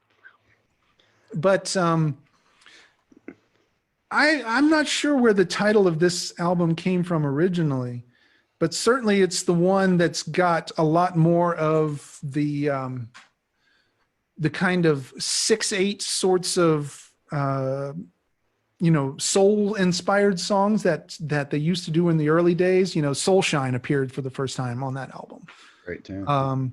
Yeah, and the title track, Where It All Begins, is wasn't that like an old one that had been around for a long time and they finally put it on that record? If it was, I hadn't heard it before then. I honestly do not know. Is there an instrumental on that album? Not on this one, believe it or not. No. Yep. This is one they skipped. And was this the last one with Dickie? No, they released 2 live recordings, An Evening With Volume 1 and Volume 2. Oh, those are great. Yeah. Yeah. I had those back in the day. The instrumental, the acoustic Liz Reed is yeah, first set and second set. There you go. Yeah, what was it? Was one acoustic and one was electric? Was that it? No, one of them has some acoustic things on it, but it's, you know, they both have electric components as well. So, okay. Yeah. But no overlap. It's different songs on each one of them. Correct. Yeah. Okay, yeah. That's cool. But that was kind of the end of the studio albums. Well, they released one studio album after Dickie left, and that was called Hitting the Note. And let me see if I've got that. It's excellent. And I can't help but think that must have been a really fun album to make, because I'm under the impression that Dickie was, being difficult and being kind of aggressive, and just to get somebody like that out of the picture would probably felt like a party. Yeah, with the hypnosis elements. Yep. Which is great. So yeah. Am I right about a bit of that it just kind of got to a breaking? I don't like speaking ill of Dickie. Okay, fair enough. It's one of those that I wasn't in the band, right? The pressures that led them to feeling as if they needed to get rid of him to move forward, I didn't see a lot of it. That doesn't mean it doesn't exist, right? I know that my father had a lot to say on the subject, and if you were here, he would certainly say plenty on this subject. But even as vitriolic as my father could get when he got worked up thinking about Dickie, he would never malign him as an artist or a musician. You know, he would always say that he was the term he would use is one of the best artists playing guitar today. And you know, it's unfortunate the way that it all had to go down, and I think it had to go down that way. But I mean, I've got nothing but respect for Dickie. I've got nothing but respect for his family. I've gotten the chance to hang out a little bit with his son, Dwayne, and he's an amazing player and a great guy. You know, I am glad that there is a version of the Allman Brothers that was Derek and Jimmy Herring. I'm glad that there was a version of the Allman Brothers that was Derek and Warren Haynes and O'Teal. I'm glad for that music and for that experience. You know, it's a real shame that it had to be at the expense of losing Dickie's voice. So that's, right. You know, that's how I feel about it. But in a way, you know, it's like one of those albums where a band went on and made an excellent album anyway. Yeah. And I think a lot of people probably don't even know this one exists, but it's great. I love that tune, Instrumental Illness. Instrumental Illness, yeah. That's a fantastic instrumental, obviously. Yeah. O'Teal's influence on that one, very much so, yeah. Yeah, so yeah, got nothing but good stuff to say about that one. Mm-hmm. Yeah, Desdemona's on that one as well, and that is a killer tune. Rockin' Horse is on that album. Yeah, it's a killer. And cover of Heart of Stone by Rolling Stones. Yeah. Well, mentioning Derek, obviously, I'm sure some folks are kind of curious about you seeing him develop over the years. And I mean, could you tell that he had some special mojo from the very first time you saw him pick up a guitar? Well, the first time I saw him pick up a guitar was, I think, at my high school graduation in 1988 when he was 9 years old. And at the time, when you see a 9-year-old pick up a guitar and play something that's really kind of good lead, you know, it's more kind of a novelty thing than it is sit down and listen to what this guy's actually saying. Right. And good on Derek for not resting on that, you know, good on Derek for continuing to grow beyond the novelty factor, which he certainly has.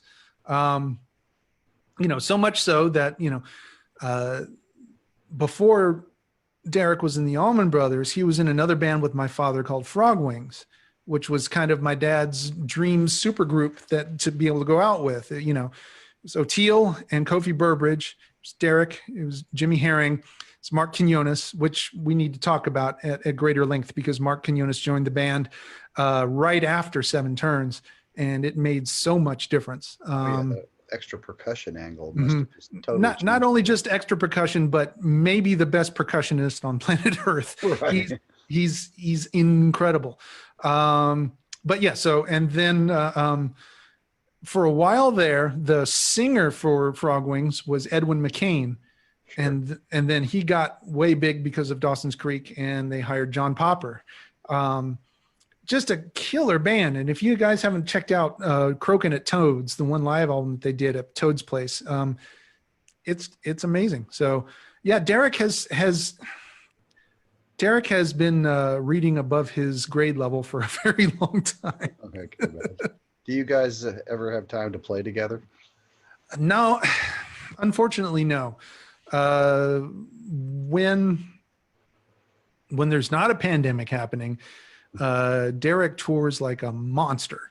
You know, it seems like him and Susan kind of filled that gap the brothers left when they were done. Well, I mean, even before that, even while he was still with the Allman Brothers, you know, the Allman Brothers would play 60, 70 shows a year. And then Derek would tour with his band for another 150 or 200 shows a year. You know, he's nonstop. And so the only times he's ever, you know, really home for extended period of times are holidays, which, you know, we'll spend a day or two together during the holidays. And, you know, when he's recording, and he's built a recording studio in his backyard. And so it doesn't leave a whole lot of time for, hey, can we come up and, you know, hang out for a couple of days and play some music? He would be down for it if he had time, but, you know, he just don't. So sure. It would be really neat if one day you guys could do an album together. I think, You know, I would love it. Yeah. that would You be know, neat. Yeah. Um, let's talk a bit about the guitar's sound of the Allman Brothers. mhm. It's humbucker city, you know. It It's sure is. imagine some strats occasionally popped up here and there, but yeah, tell me a bit about that. I mean, I don't. It never. It's funny. I was talking with Steve Hackett a couple days ago, who's Yeah, that was a a great one too. Les Paul guy to the bone, Hmm. and he was talking about loving Hank Marvin in the Shadows Hmm. and that whole Stratocaster sound, but he said, it didn't, you couldn't wail, it didn't sing, it didn't sustain. He goes, it was a rather cold sound when you get down to it. Beautiful, twangy, but Right. just kind of, it's almost like when you want to play these really lyrical melodies, you need a humbucker with some distortion to give you the sustain to kind of make it sound like a voice. Yeah. And if you're playing a clean as a whistle Stratocaster, that ain't gonna happen. So Yeah. And, you know, Dwayne's instrument, you know, when he was out playing psychedelic rock with Hourglass out on the West Coast, you know, he was playing Fenders through a Twin. You know, he was jangling it up all day long. And, you know, there's actually, you know, he felt like he made it as a musician when he was able to make enough money playing music to actually go out and buy what he thought of was a real instrument, which was a Les Paul. right. You know, he was very excited to get his first Les Paul because, you know, even back in 1969, they weren't cheap. Uh, No. so, yeah, it is a different kind of a sound. And, you know, I think, you know, Peter Green had something to do with why he wanted to get himself a Les Paul. He was a huge Fleetwood Mac fan. And yeah, it definitely has, you know, a different kind of a thing to it. What is the one thing I heard? Was it Yngwie that says that Fender makes instruments and Gibson makes furniture? Yeah, coffee tables. Yeah. He said, "I'd destroy a Les Paul in 5 minutes," which I find hard to believe personally. Yeah. But go for it, Yngwie. You can afford Yeah. it more. But, you know, there is something about that. There is something about the fact that on a Gibson, they're never going to change the fact that the string angles and coming off of the nut means that you're always going to have tuning issues with your G and D strings. Right. You know, they're never going to fix the fact that intonation issues happen higher up on the neck. There's kind of a tradition. There's a rite of passage kind of a thing that goes into playing a Gibson, you know. A large part of it is how it looks and not just how it plays, you know. But that being said, like you say, you get high up on the neck, you get the neck humbucker on, and it just wants to go. So, you know, it's yeah, that's a good part of what they did. Yeah, I just can't imagine it with Strats. It just wouldn't have been the same. Well, believe it or not, there was a time in 1987, 97, 98, where the two guitarists were Dickie and Jack Pearson, and they were both playing Fenders. Yeah, tell me a bit about that era with Jack. I think he's a fantastic player. Jack is a monster.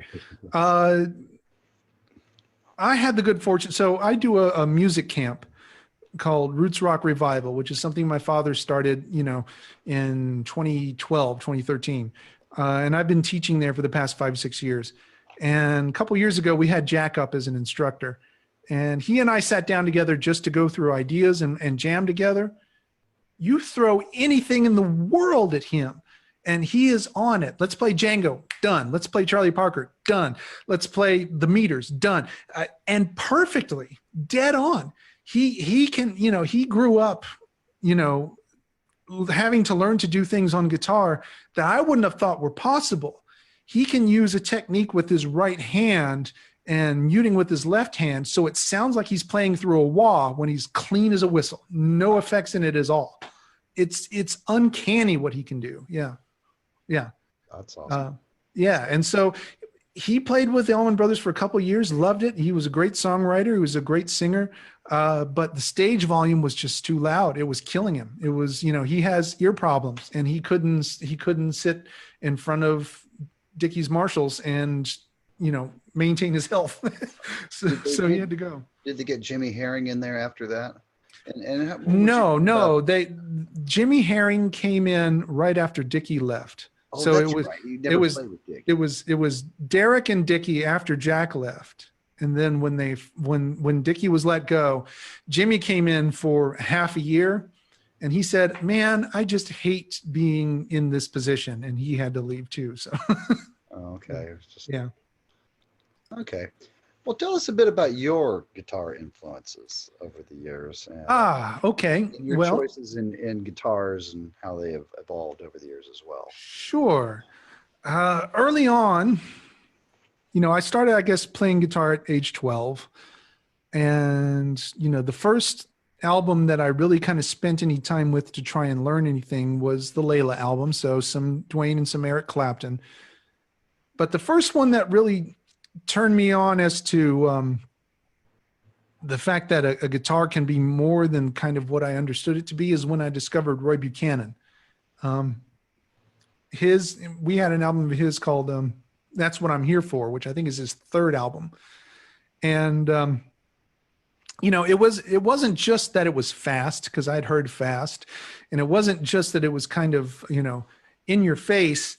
It was the fact that Roy was able to kind of exude this kind of confidence in all of the notes that he played, even when he was playing stuff that was just silly kind of sing-songy sorts of things. He would deliver it as if he was coming down off of Mount Ararat, and it was powerful stuff for me when I was 14 years old. But the first real guitarist that got me my chops up to a point where I felt like I needed to start tackling fusion was Jeff Beck. And, we had the Blow by Blow album, and we listened to it a lot when I was a kid, and it was a beautiful thing. And so I learned a lot of that. And over the years, yep. Well, I'm not going to play with you because latency is the thing, but yes. But yeah. But yes. But in Bonobo's Convergence, we used to do Scatterbrain. So Jeff Beck. Tell me about your finger style. You never use a pick, and I never did that. Yeah. I mean, at this point, I've been doing it for so long. I just think that it just came about due to the fact that I just didn't buy a pick, that I had a guitar in the house and I had my fingers and I figured out how to make it work. Was there a time when you did use a pick and then you just kind of let it go? It was one of those that there might've been a pick in the case, and occasionally I would pick it up and try and use it, and I put it down and say, yeah, I can do it this way just as fine. And that's kind of what took. Hold on. I've been learning gypsy jazz style guitar. And in order to play gypsy jazz style guitar properly, you have to use what's called a stone. And a stone is a very thick, large pick. Oh, yeah. And so I've started trying to do that, but, it's still kind of foreign to me. So, yeah.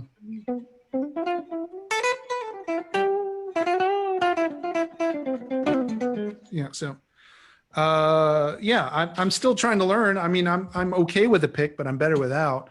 Were you inspired by any finger picker kind of folky kind of guys? Well, only tangentially, because I used to subscribe to Guitar for the Practicing Musician, right? Love that magazine. I did too, and they had a transcription once of Embryonic Journey by Jorma Kaukonen. Mm-hmm. So I spent some time learning to do that, and that taught me how to do the 3-finger Travis style, right? Right. So, just and once I learned how to do that, exactly. But I taught myself how to get it up to banjo speeds, right? So, So that's where a lot of that would originally come from in terms of just the position of my fingers on the strings. But in terms of learning how to do things like alternating picking and trills and, other things that you would typically do with a pick, it's mostly my middle finger and my thumb. So my middle finger will do the upstrokes and my thumb will do the downstrokes. Right?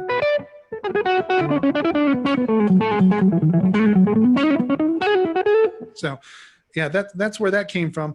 And it's, I guess, most similarly relates to what Mark Knopfler does, but I don't anchor my other two fingers down the way he does. You know, they kind of stay curled up. So you just kind of float. You don't anchor anything. Correct. Yeah. Unless I'm doing, palm muty things, in which case I'll anchor against the bridge. But yeah. Yeah. Okay. And so who were some other influences for you? The ones that really changed my life. The first one that really changed my life. Well, I mean, let's get the Allman Brothers and all that stuff. Let's use that as a given. Right. Branching from there, John Mclaughlin was the first one that sparked my imagination enough to change the direction in which I wanted to play the instrument. I had gotten an album of theirs in 1986, 87 called Adventures in Radioland, which was interesting. Yeah, but like the 80s kind of. Yeah, but it had Bill Evans on sax, and it was, there was some good stuff on there. I don't know if I'd really call that Mahavishnu, I mean, in hindsight, but they did. They called it that. So I might argue. Yeah. But when I told my father, I got this Mahavishnu album, it's called Adventures in Radioland. He says, no. Go and find Intermounting Flame and start from there. Right. Okay. So that's what I did. And obviously that blew my skull wide open. And, that McLaughlin's style, the thing that so when you grow up listening in the 80s to the guitar heroes of the time, you've got those that play with feel, right? You've got your Stevie Ray Vaughns and these blues players that were all playing with tremendous amounts of feel, and then you've got your metal bands that were playing with a tremendous amount of technique. And McLaughlin was the first one that I heard that says, yes, you can play with all of the fire and messiness and intensity that you can muster and still blow out 1,000 notes. It was the first time I had heard those two things together. And it really kind of said, oh, okay, you don't have to be a technician in order to play some of these kind of faster things that were appealing to me, because I was a teenage kid and I'm faster, right? So, but he continues to inspire me to this day. McLaughlin does, not just for the speed aspect, but for the melody, for the harmony aspects, for the compositional aspects to it. Yeah, the song, those compositions, are exotic and unique. Those chord progressions and riffs are very angular, and that's what really draws me in. I mean, if he was just blowing over a blues progression, I'd get bored pretty quickly. But instead, like something like Dance of the Maya. Where are these chord progressions coming from? That's exactly before a solo was even played, I was sold. Exactly. And he got much cleaner too. Or I don't know if it's just that he could turn on and off at will or not. But you listen to something like Birds of Fire, and it's kind of greasy and a little sloppy almost in a way. Yes. And then you listen to him a few years later on something like Electric Dreams, that band, where he's just clean as a whistle, like that tune, The Dark Prince, or some of those other ones. It's just like, for sure. Like, boy, did he make a leap, or did he just say, "Oh, this is the context, so I'm going to play this way versus that"? I think so. And that's the thing. Is you bring to it what the music calls for, right? And I think it was just the early Mahavishnu had more of a rock kind of energy and vibe. I think we could probably predate that and go to some of his earlier albums and find him playing clean as a whistle there too. So sure, especially when he was still playing a Fender. He played a Fender Mustang when he played with Miles Davis. So but it's just amazing. And right down the line, I know you're a big Steve Morse fan. I am, yes. I can't help but think that it's like he kind of took John's sort of compositional style and ran with it in his own way. Dixie Dregs started off as a band out of the University of Miami. And Steve Morse has actually said, our original idea is we wanted to play Mahavishnu and Allman Brothers. That was what they wanted to do. And the first time that Steve Morse sat in with the Allman Brothers, he actually was able to play both parts of Jessica at once, the melody with one hand on the guitar and the harmony on the other hand with the keyboard. And Dickie just about punched him. Yep. It's like, you're really clever.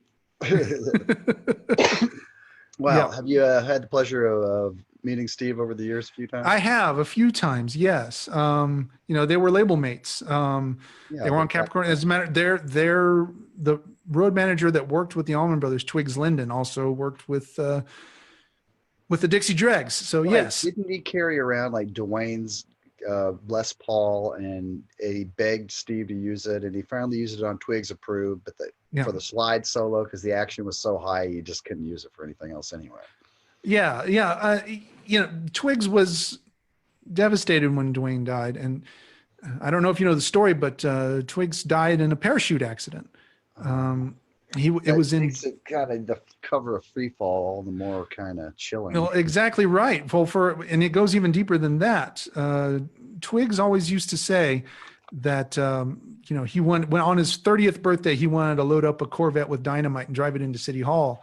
And because he said that so often, and when they heard that he had died in Dwaynesburg, a lot of people thought that it might have been intentional. But Steve was with him. Steve is a pilot and a skydiver, as you know. And no, it was absolutely an accident. And so yes, the first one out of the airplane in free fall, and the guy standing up on the back of the album cover looking up at the sky. Yeah, they were together the day that Twigs that he died. Yes. So and I'm also, Twigs's brother, Scoots Linden, passed away earlier this year, just a couple months ago. And Scoots was an amazing, amazing fellow, and he was Steve Morse's guitar tech. He was also Roger Glover's bass tech. And Scoots gave me a prototype Ernie Ball Music Man Steve Morse model guitar to use for a while as I was doing some recordings here. So I miss Scoots a lot, and so so that's What's your favorite Dregs album? Ooh, I'll just go. The first album that came to my mind when you said that is Night of the Living Dregs. Because I just happen to have it right here. Because Punk Sandwich is amazing, because Country House Shuffle is amazing, because Steve's solo on the bash is one of the finest pieces of chicken picking that's ever been put to recording. Amazing. My favorite song of theirs, though, is Industry Standard. Come on, what's the name of that? Assembly Line. Assembly Line. Thank you. I was about to play the bass line. Dun, dun, dun, dun, dun, dun, dun. I love it. I kind of came to them by way of Guitar for the Practicing Musician. Mm-hmm. I kept hearing about this. Well, I read Steve's columns. He had that great Open Ears column where he never talked about licks. He gave you business advice and practical advice. Right. Great. They actually reprinted that. You can buy it as a book now. Oh, really? Yeah, actually, it's a little paper. That'd be cool. On Amazon. Yeah, I ordered a copy of it. And so I kind of knew he was. And then through Kansas, it's like, they had this tune called All I Wanted from their Power album that was on TV. And this quick little kind of lick he does at the end. That's probably the first time I ever heard Steve play. And then they came out with another album a year later called In the Spirit of Things, which was a little more progressive. Bob Ezrin produced that one. And then he was out of there. But anyway, yeah, there was a review of Bring 'Em Back Alive, which was done at Center Stage. And there was a cover of Kashmir on it. And being a big Led Zeppelin fan, I thought, oh, I got to check this out. And needless to say, soon the rest of the album just totally won me over, and Kashmir was the most boring thing on it. Right. But I was glad to get in there, and it just, tunes like Cat Food and Assembly Line were just amazing. They all are. Stuff like Divided We Stand is such a wonderful mid-tempo tune. The way it just unfolds, it's, Oh man, you saw him on the recent tour, right? Did you go to I sure Florida? did. Yes, I went down. I went down to St. Augustine or to Ponte Vedra. Saw him at the Ponte Vedra Music Hall, Yeah, and yeah, it was great. I was really glad I got a chance to see that. yeah, they And really went way back with that set list. A lot of things. yeah, and it was interesting because Steve's been having a lot of issues with hand Oh pain, yeah, you know. and it was. I have so this is how much more respect I have for Steve Morse than I ever would have thought, because seeing Steve early on, he's all over the stage. There's a lot of smiling. He's, and all of the speed is coming from his wrist. Right. And when I saw him, the Dregs play a couple years ago, he learned all of those songs. Only it was all from his elbow. He didn't miss a lick of speed, and he was able to play all this stuff, but all the action was coming from up here. And I was like, oh my gosh, I can't even imagine I can't play this with healthy hands. I can't even imagine trying to play this stuff where you have to get all of that speed going from your bicep. Right. And to be able to reinvent yourself and have it ready to go, that's pretty amazing, Yeah. Do you think that he's gotten any better? It seems like lately I don't see him wearing that brace anymore. So I'm hoping maybe something's. I don't know. I don't have his contact information or anything. I hear things through friends of friends. So I don't know. I'm trying to get him on the show. Okay. A friend of mine is like, a manager for that band Flying Colors he's in, but okay, pretty close. And, Deep Purple has a new album out. So maybe there's a press cycle going on. So he put me in the loop, but he said there's a lot of hurdles to get over to get an interview. So we'll see what happens. Yeah. Fingers crossed though. Well, so tell us more about, tell us about the Yeti Trio. Okay. We've been talking about music that you've been around your whole life, but let's talk about your own band. And you guys have been playing down at Wani like every year, pretty much, which is the festival. What's Wani all about? Is it something that your dad put together? Or? It is. Yes, it was. It is a festival my father put together way back, and it was the idea was to get Allman Brothers fans and their family, the fans of their family of bands together for a big 3-day festival, and it's great. I thoroughly enjoy it, but Yeti predates Wani. We've been around since 1998 is when we officially got together for the first time to practice. And 1999 was our first show. So we're 22 years old at this point. Did you name it Yeti because you'd only emerge occasionally? No. Okay. So the original impetus for the band was I left Tallahassee, moved up here for the purposes of wanting to go to college, but it's a long story. But the point of it is I was here for a long number of years, not playing any music. And I went down to Smith's Old Bar one night and hung out with Colonel Bruce. And I was like, Bruce, you got to hook me up with some musicians. I'm dry here. You tell me some names. And he says, well, I got one name for you. His name's Eric Sanders. Here's his number. So I called him the next day and I said, Eric, my name is Vaylor Trucks. Bruce Hampton gave me your number. I want to play ugly music that scares people. And so he called me back. And then the other of the trio is Brooks Smith. And Brooks and I met through my sister. My sister was friends with the guys from that band, The Grapes. Do you remember The Grapes? Sure. Yeah. So Melody, my sister Melody was friends with Ted Norton and his girlfriend. And she invited me to go to a Halloween party. And I met Brooks there and we hit it off. We have very similar senses of humor. And said we should get together. He says, yeah, I play bass. And so originally it was going to be kind of a power trio, guitar, bass, and drums. And then when I heard him play keyboards, I was like, no, you got to play keyboards instead because it's awesome and you're good at it. And I don't have to solo all the time. So yeah, that's how Yeti was born. And it's very, very much influenced by, early 70s fusion. And in fact, early on, everything we played was improvisational.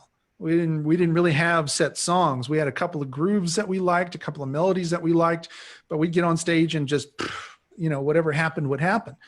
And over the years, we've kind of turned those into cohesive songs. And in fact, some of the songs have gotten quite involved with a lot of parts and a lot of arrangement to them. But originally it was a full-on improv wackiness fest. So yeah. Okay. Well, I remember I've seen you guys a few times over the years. First time was opening for Mike Keneally at Smith's. Remember it was Yep. just him and Brian Beller. Yep. With the Partridge Family shirt on. Remember that night? I do. That was the day I got married. Wow. The backstory there is Mike set up this little concept called My Keneally, which for a fee, you could hire him and he'd show up and play whatever you wanted to, wherever you wanted to. And so I turned to my fiance at the time, Emily, and I said, we should hire him to come and play, and then we can get married that day. And she was like, oh, yes, do that. How did you know about Mike prior to that? Well, Zappa. I'm a huge Frank Zappa fan. I'm an enormous fan of Frank Zappa. So the guy who's playing stunt guitar on The Best Band You Never Heard in Your Life and Broadway the Hard Way, he's going to be able to. And then, since then I had heard Hat and Dog. Brooks and I are huge fans of the album Dog. Wood and Smoke is one of the finest things that's ever happened in the last 25 years. So that's how I know Mike. Sure. Okay. Yeah. So not only did we use that as an occasion to get married, I also was able to talk Brooks and Eric into getting back together for the first time in 7 years. So that show was our first show since 2002. So that's awesome. Yeah. Well, I witnessed something really special. I didn't even realize it was even more special than it seemed. Yeah. And this album, our album Go Play, is a recording of that night. So and is that something that's available to the general public? Yeah, it's on Spotify and iTunes and all that. So yeah. Excellent. Yeah, that was quite a night indeed. And then I guess I saw you guys play with the Aristocrats. Yeah, that was fun. In the Purgatory Room at Masquerade. Yep. And that was a full house. All I could see was the tops of your heads that day. Yeah. Awesome. And I have to say, you guys held your own with the Aristocrats, and I think your music at the time was probably more diverse. I thought they were kind of in this kind of riffy mode for that particular album, and since then they've gone in a lot of different directions. Yeah, from country to Metheny-esque clean stuff, and like that album Tres Caballeros, I thought was their best. It's amazing. Yes. Yeah. Yeah. It just had a lot more variety. So anyhow, that was a great pairing. I've played all of these festivals, like I said, done Wani a bunch of times. I've met a lot of musicians. I think Guthrie is like the one time that I can think of where I'm embarrassed about how much of a fanboy I was around him. Absolutely superlative. Yeah. I mean, like a modern day guitar god, but a multifaceted, multidimensional one. Yeah. Usually guys are amazing in one way. And that's enough to make the world think you're amazing, and you are, but to be able to have a handle on pretty much any guitar style that's come down the pike in the last 100 years and play it fluently is just amazing. Yeah. Guthrie's the first guy I've seen since Sean Lane that made me think that there's still some unexplored territory out there, Yeah. So, absolutely. Yeah. Well, that's awesome. Jam bands. When was the first time you heard that term? Probably the Horde Festival. I think that's, so they're right at the beginning of the kind of the big onset of the World Wide Web, kind of, mid 90s, late 90s, Blues Traveler put together this traveling festival of bands called Horde, right? Which Widespread Panic was part of, the Allman Brothers were a part of, but also groups like Wilco and Edie Brickell. And so, and at the same time, Dean Budnick, who's the editor for Relics magazine, started a website to track where these bands would be showing up so you can go and see them. And he called it jambands.com. And so that's kind of my official introduction to the term, I suppose, was right about when Horde was happening. Yeah. Okay. Well, it's, it's a common term these days. And I'd say that, down this way, it's still very popular. You know, it's like I don't think I Mhm. really ran into groups like this until I moved down here. You know, I can't. A jam band in Arizona would like play nothing but power chords all and tap all day. Right. Yeah, but I was just kind of curious your thoughts on how that's kind of evolved in the past 20 years. You know, groups like Fish and the Almonds. You know, I guess their improvisational angle, you know, kind Yeah. of made them one of the forefathers of this scene. Although they probably didn't call it jamming. Well, they probably did, but you know what Oh I yeah. mean. Yeah. No, I mean, the And Allman Brothers always had a much easier time comparing themselves to the Grateful Dead than to Leonard Skinner. I You know, was about to that's, say because they're like forever tied together. It's like you go out to any bar in Atlanta yeah. and you're going to find a band covering Almonds or the Dead, or Yeah. often they'll do them both. Yeah. It's a wonder they haven't got a group in town called the Grateful Brothers Yeah. because it's just they are universally loved here. And that's great. I love it. Yeah.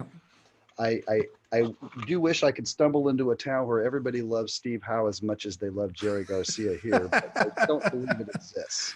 You know, the, uh, Although I have grown to yeah. really love the Dead.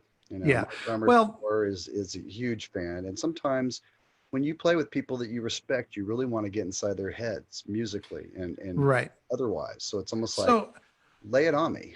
the way I see it is the way I see it, Barry. This should be a very dynamite show. No, the way the way I see it is that if you had the Venn diagram of musicians you need to hear, in other words, musicians who are good at their job, musicians who, when they play, something is happening that you want to be a part of, right?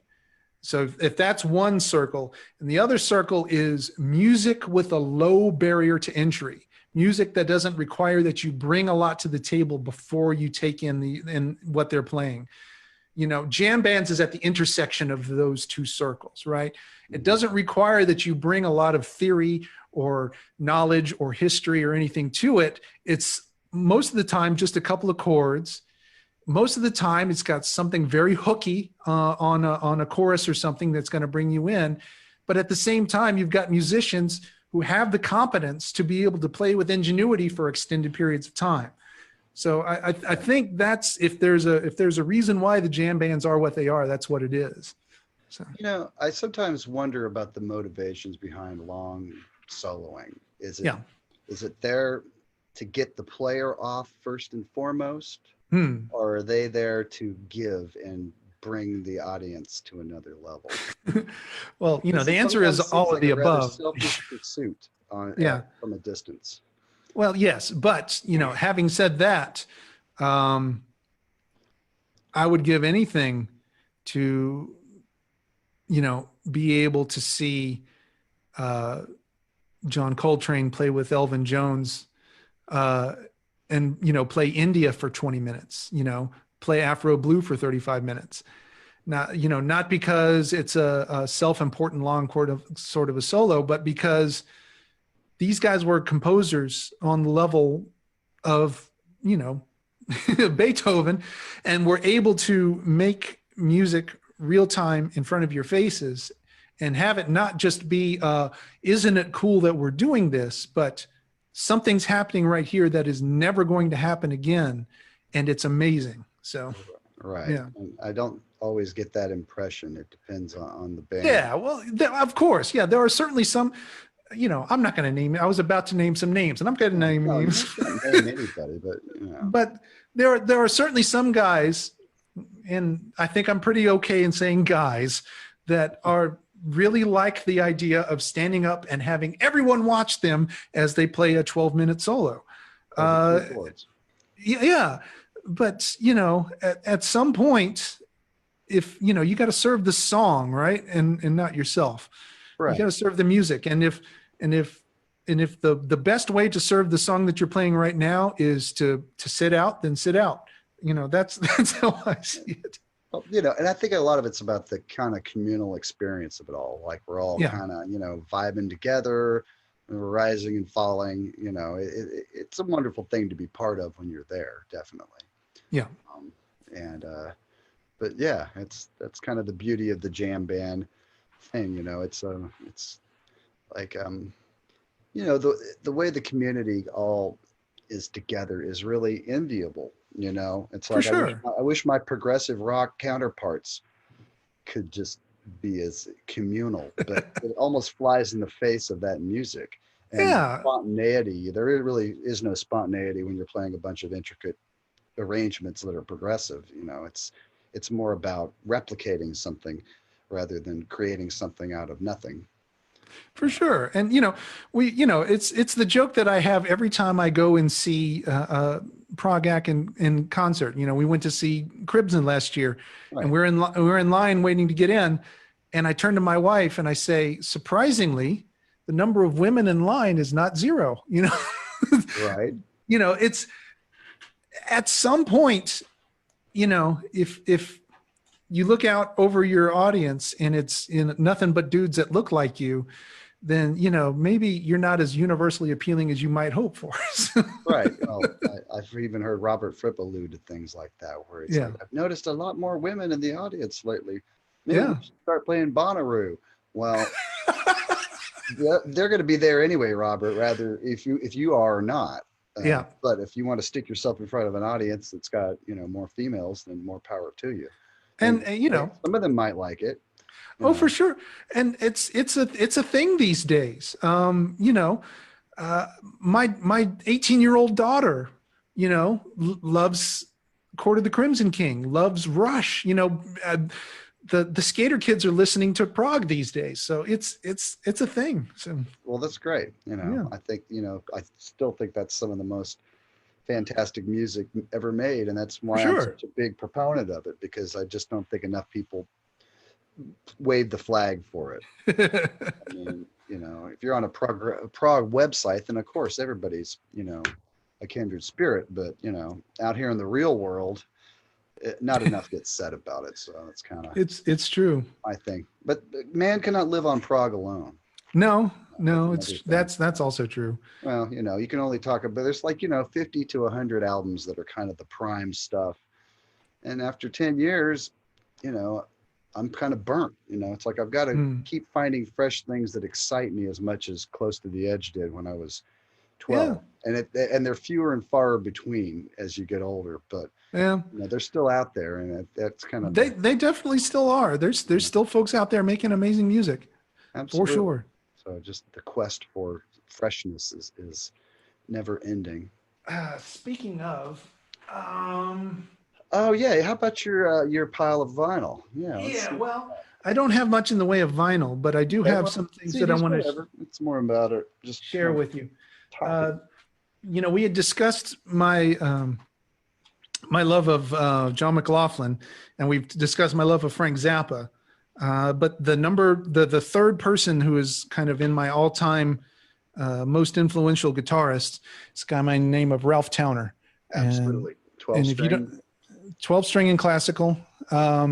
This album, Solstice, released on ECM, 1973, 74, 75. Just one of the most beautiful pieces of music ever recorded. I love it so much. And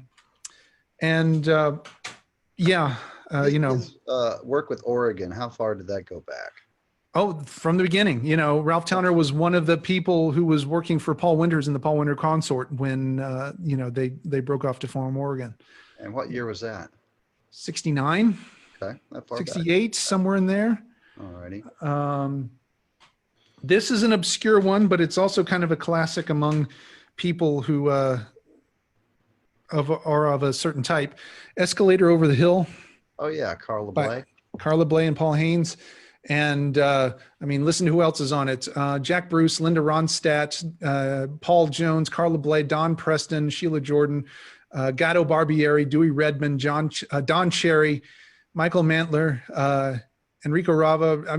Just on and on. Charlie Hayden, Paul Motion. It's ridiculous who's on this album, and it sounds like a mix of like German cabaret and Americana a la Linda Ronstadt, and some of the most out jazz playing you've ever heard all in one. It's it's intense. This is one of those. It's a 2-record set.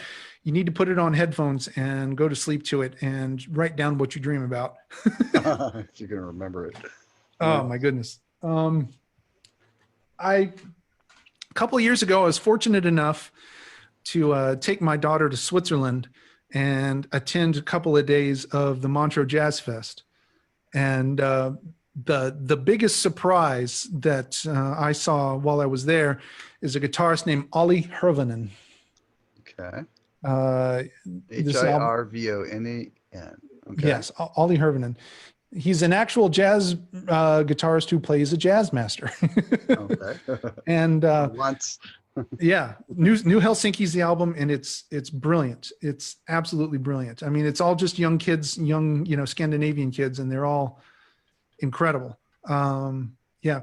The other, he was opening for Mike Stern, and then before him was a saxophone ensemble that included Joe Lovano and gosh, I can't even remember who else, but it was an incredible night. Yeah, I was really fortunate. And then the second night was Taj Mahal and Keb Mo. We had a good time. Oh, wow. Yeah. I'm sure your listeners know Motar, but I am really smitten by them. Yeah, those guys. They just broke up not long ago, but this album, Entropy of the Century, is just amazing. Yeah, modern day progressive rock with more than a bit of a Zappa-esque angle. For sure. And Maria is one of the most amazing singers. I mean, it's like, imagine scatting the most intricate Zappa melody. I mean, she's all over it like it's nothing. Like a hot knife through butter.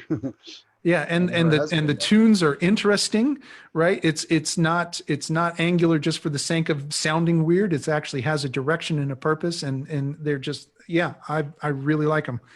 Her and her husband Tarek have done some other stuff since then. I'll have to check that out. I did not know that. I've lost touch. I have seen some stuff. Yeah. Cool. I'm friends with her on Facebook. If you haven't friended her, look her up. Oh, yeah, that's cool. Maria Dickinson. Yeah. Yeah. And then jazz trumpeter on Blue Note named Ambrose Akinmusira. Okay. He is absolutely flawless. This album is a live album called A Rift in Decorum. The album that he released just before this is called The Imagined Savior is Far Easier to Paint. And they're both amazing. On that first album, The Imagined Savior, there's a song on there called Our Basement, which is one of the most breathtakingly beautiful things that's been out there in the past, 10 years. Yeah, I was going to ask what year the album came out. This is 2018. Okay. So and the one before, really 2017. Yeah. Okay. Yeah. And if you don't know John Medeski's new group, Mad Skillet, you need to get up on them. Awesome. It's Will Bernard. Do you know the guitarist Will Bernard? He played with Charlie Hunter in the band TJ Kirk. And then John Medeski on keys, Kirk Joseph on sousaphone. They, instead of a bass player, they have a sousaphone player. Love that.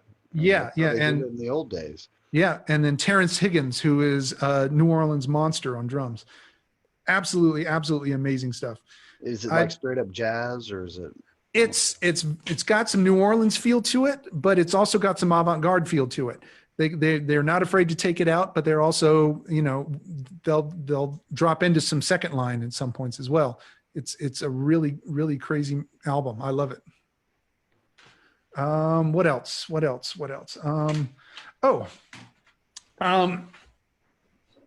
I had the fortune of going to attend the Big Ears Music Festival, the one that ECM puts on in Knoxville every year. And I picked up the entire recorded output of the Art Ensemble of Chicago. Oh, wow. Yeah. This is an intense group of music. You can't throw this on and listen to it all at once. You got to dole this out a little at a time, but it is amazing. I took a class from their saxophonist, Roscoe, damn it, I can't remember his last name. I'm a terrible person. I'm sorry, Roscoe. It was a great class. Oh well. No. don't have it. Roscoe Mitchell. There we go. Okay. Yeah, Roscoe Mitchell. And the class was all about when you're playing that kind of improvisation, you know, making yourself forget rhythm, melody, structure, everything, and just start from first principles. Let's just start with dynamics. Let's just start by playing a note on your instrument. It doesn't matter what note it is. And we're going to have 20 people up here also playing a note on their instruments, and just listen to what your breath and the quality of your timbre does to that note over time, and try and sync it up with the people around you. It was an amazing thing to hear and participate in. It was very cool. Yeah. Awesome. Yeah. I guess, okay, one more. Hold on.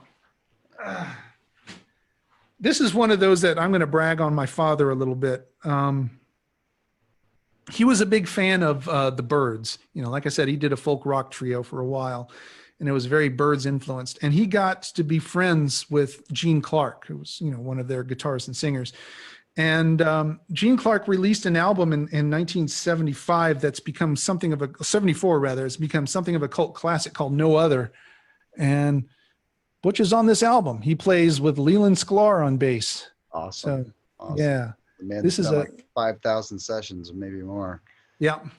So if you get a chance to listen to Gene Clark's No Other, it's a lot different from the Byrds, and it's very cool. Yeah. No 12 string, huh? There might be, but it's so washed in the mix that you wouldn't be able to know. Yeah.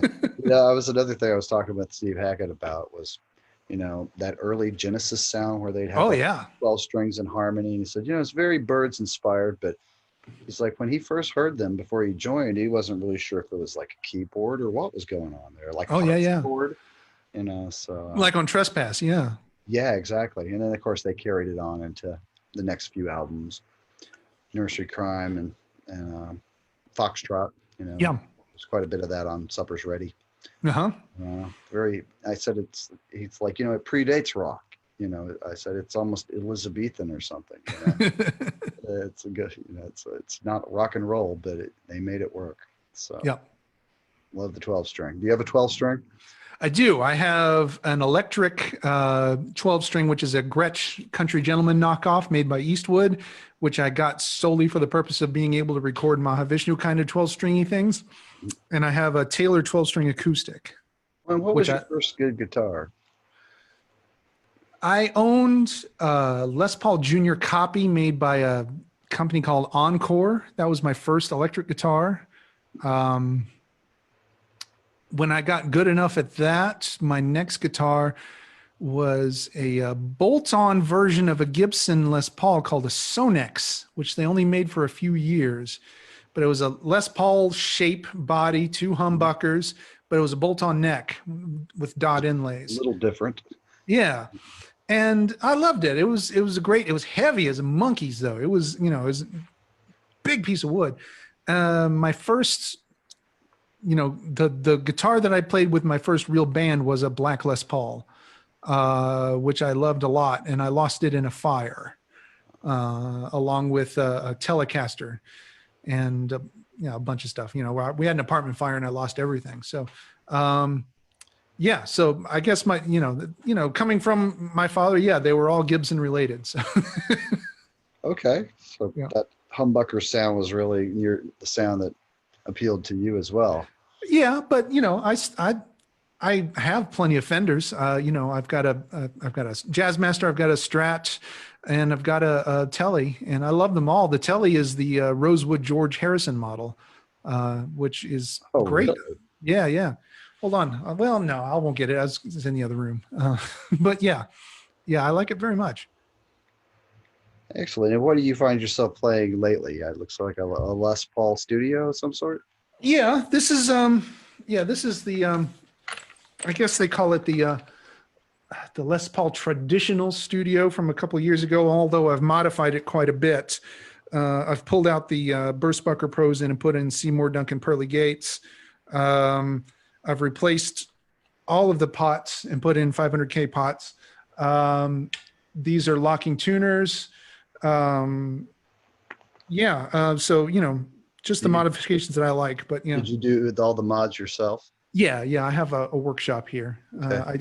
I do set up for other guitarists as well. So, And it's good to know how to do all that. yeah, Save a and lot of so money. Paying somebody else to do it. yeah, well, but you spend it all on tools. So Good point. But your Parker, you play that much anymore? I love my Parker. Yes, I recently had the opportunity to retool it. It's a 2001 Parker MIDI fly, but the MIDI pickup on it, the MIDI output on it was shot. It wasn't working well at all. So I finally got around to pulling the saddles out and replacing them with Graphtex, rewiring the pickups, putting in a new switch and new pots, putting in a new jack, and actually even a new pick guard on it as well. And I'm glad to have it back. It's the fastest playing instrument I own. It's a great instrument. Yeah, I can't do the MIDI stuff on it anymore, but I get my MIDI in other ways these days. It was a white pickguard before, right? What is it now? And more. It was a white kind of pearloid one, and now it is an off. It's like a parchment white. It's a matte. Yeah. Okay. Yeah. It'll be cool to see that back in action. I think that's the one you play the most. Yeah, I like it a lot. Yeah, I picked up that one as well. I haven't played it in a while, but remember that kind of beige one with the Telecaster pickup? I sure do. Yeah. It's all made out of wood, and it's still, whenever I play it, it just reminds me what a fine guitar it is. It's like, I mean, Ken Parker went on, after Korg bought Parker guitars and started making them. Ken Parker went on to make archtops, and he makes these really beautiful $20,000 and $30,000 archtop guitars. And one day I might get one, but I was fortunate enough that the Parker that I own was when he was still in charge over there. Very cool. Yeah. Well, I guess we better wrap it up. But anything you want to share before we take off here? Oh no, I mean, I really appreciate you having me on. I'm fascinating. Watching your show, and this has been a lot of fun. Thank you so much. Well, thank you, Vaylor. It's always a pleasure to get to chat with you. And yeah, maybe we'll all get to do a show together. I know we were kind of that'd be great around before the world went crapper, but I'm still for sure holding out hope one of these days. All right, man. So anyhow, in case you all don't know, coming up next week, my guest is a gentleman named Dave Kersner, who is one of the brighter upcoming progressive rock stars of the last 10 years. He's definitely done some amazing stuff. He was in a group called Sound of Contact with Phil Collins' son, Simon. And let's say the acorn doesn't fall far from the tree. As a matter of fact, his drumming and vocals sounds eerily like his father. And Dave also played with Kevin Gilbert. I remember in 90s. Oh, yeah. Frog, the True and star, that left us far too soon. Yeah. They have an amazing live album called Live at the Troubadour. He had an album called Thud, and that was the Thud Band with Nick DiVirgilio and Ross Parrish, the guy from Steel Panther, the shredder guitar of a guy. Quite a lineup. Yeah, that's on YouTube if anybody wants to check it out. So we're going to be chatting with Dave, and he also plays with the McBroom sisters, who were the backup singers with Pink Floyd in the 80s and 90s. And they have a new album. It's called Black Floyd. So, oh, wow. Like their take on some covers and some originals. I know my friend Fernando Perdomo is playing on it as well. He's in Dave's band, and they were doing a solo for a tune called Poles Apart. I don't know if you remember the Division Bell. That was a really nice tune on that. So that's coming up. And then the week after that, by a return engagement with Rick Wakeman. Oh, cool. It was a treat to chat with Rick, but most of these record company interviews that are set up through the PR agencies limit things to 20 or 30 minutes. And that was I was told in advance, make it 20 minutes. And I thought, Rick's such a great storyteller. I'll be lucky to get one, so I was trying to get as many questions in there as possible without giving him the bum's rush. But in the end, we decided we were having such a good time, he'd come back and hang out for another hour. So that's awesome. Coming up. Yeah, I'm pretty excited about that because he's just such a funny guy to talk to, and just a fountain of stories about who's who of rock and roll. And one more show after that. Who is it? Forgive me if I'm not remembering. Oh, Chris Myers from Humphreys McGee. Oh, I love Chris. Yeah. Oh my Well, gosh, Humphreys McGee, I love them so much. you can pop in here. Jake Yeah. I Jake speak. Sininger is one of the best guitarists playing right now. Holy smokes! Yeah, Yeah, those guys are great, and it's just kind of like jam band meets prog, and I'm all about that. So I've loved them for about 10 years now. My drummer heard them on XM, and he's like, "You would really like these guys. They're playing at the Tabernacle next month. Let's go." yeah, We went, and it was stunning. And it was like the first time they played at the Tabernacle, and they became kind of a thing for them. Like they really loved it and would just sell it out nights in a row. And then I was at Nearfest, the Art Rock Festival, and the last year, Mike's band, Mike Keneally played, and he had Chris as his drummer in that particular lineup. So cool. kind of got to know him then, and seen him a few times since then. And yeah, I'm really excited to chat with him and see what I consider probably one of the busiest and greatest jam bands of all. The jam band is selling them short because they're so much more than just what you would normally get under that Yeah, heading. Anchor Drops is a prog album. I mean, It really is. Yeah. yeah. So is the Mantis, the follow up, very much. So yeah, I'm really excited to chat with him. And after that, we have one more show the following week. 20 years ago, I founded the world's oldest progressive rock discussion forum / community, progressiveears.org. And we're going to sit down with my collaborators and moderators over the past 20 years and talk about the high points and the low points and everything in between, dealing with internet trolls and the whole attitude of the progressive rock mindset, which I strove to try and improve and better because I felt like everybody was kind of a bunch of, when I first got on the internet in the late 90s, I was part of these news groups. Remember those things? It was like an email list. For sure. Get on for anybody you want. And it was kind of this unmoderated Wild West place where, I remember I joined the Yes one and I thought, oh, my people, here I am. And they're like, what do you like? Everything. It's like, fuck you. You can't do that. You got to pick a lineup and fight till the death over it. I ain't got time for this shit. I just want to talk about music without all this pretense and one-upmanship. So out of that came Progressive Ears. And 20 years later, we're still at it, which amazes me. I was about ready to stick a knife in it about 10 years ago, but people urged me to keep going, and I'm glad I did because I'm glad you did too. Yeah, it's like I figured Facebook would totally make us pointless, but it's quite the opposite. It's like we have people that are just glad to get away from Facebook and go someplace where there aren't a bunch of ads flashing in your face and bugging you and stuff. So it's been a good thing, and I feel very blessed to have had it find me. It wasn't like some big thing where I'm going to do this. It's more like it just kind of happened, and out of that came, something that became a staple on the internet. So anyhow. Well, all right. Next month is looking good. And after that, who knows? I've got some irons in the fire. We'll see who pops up.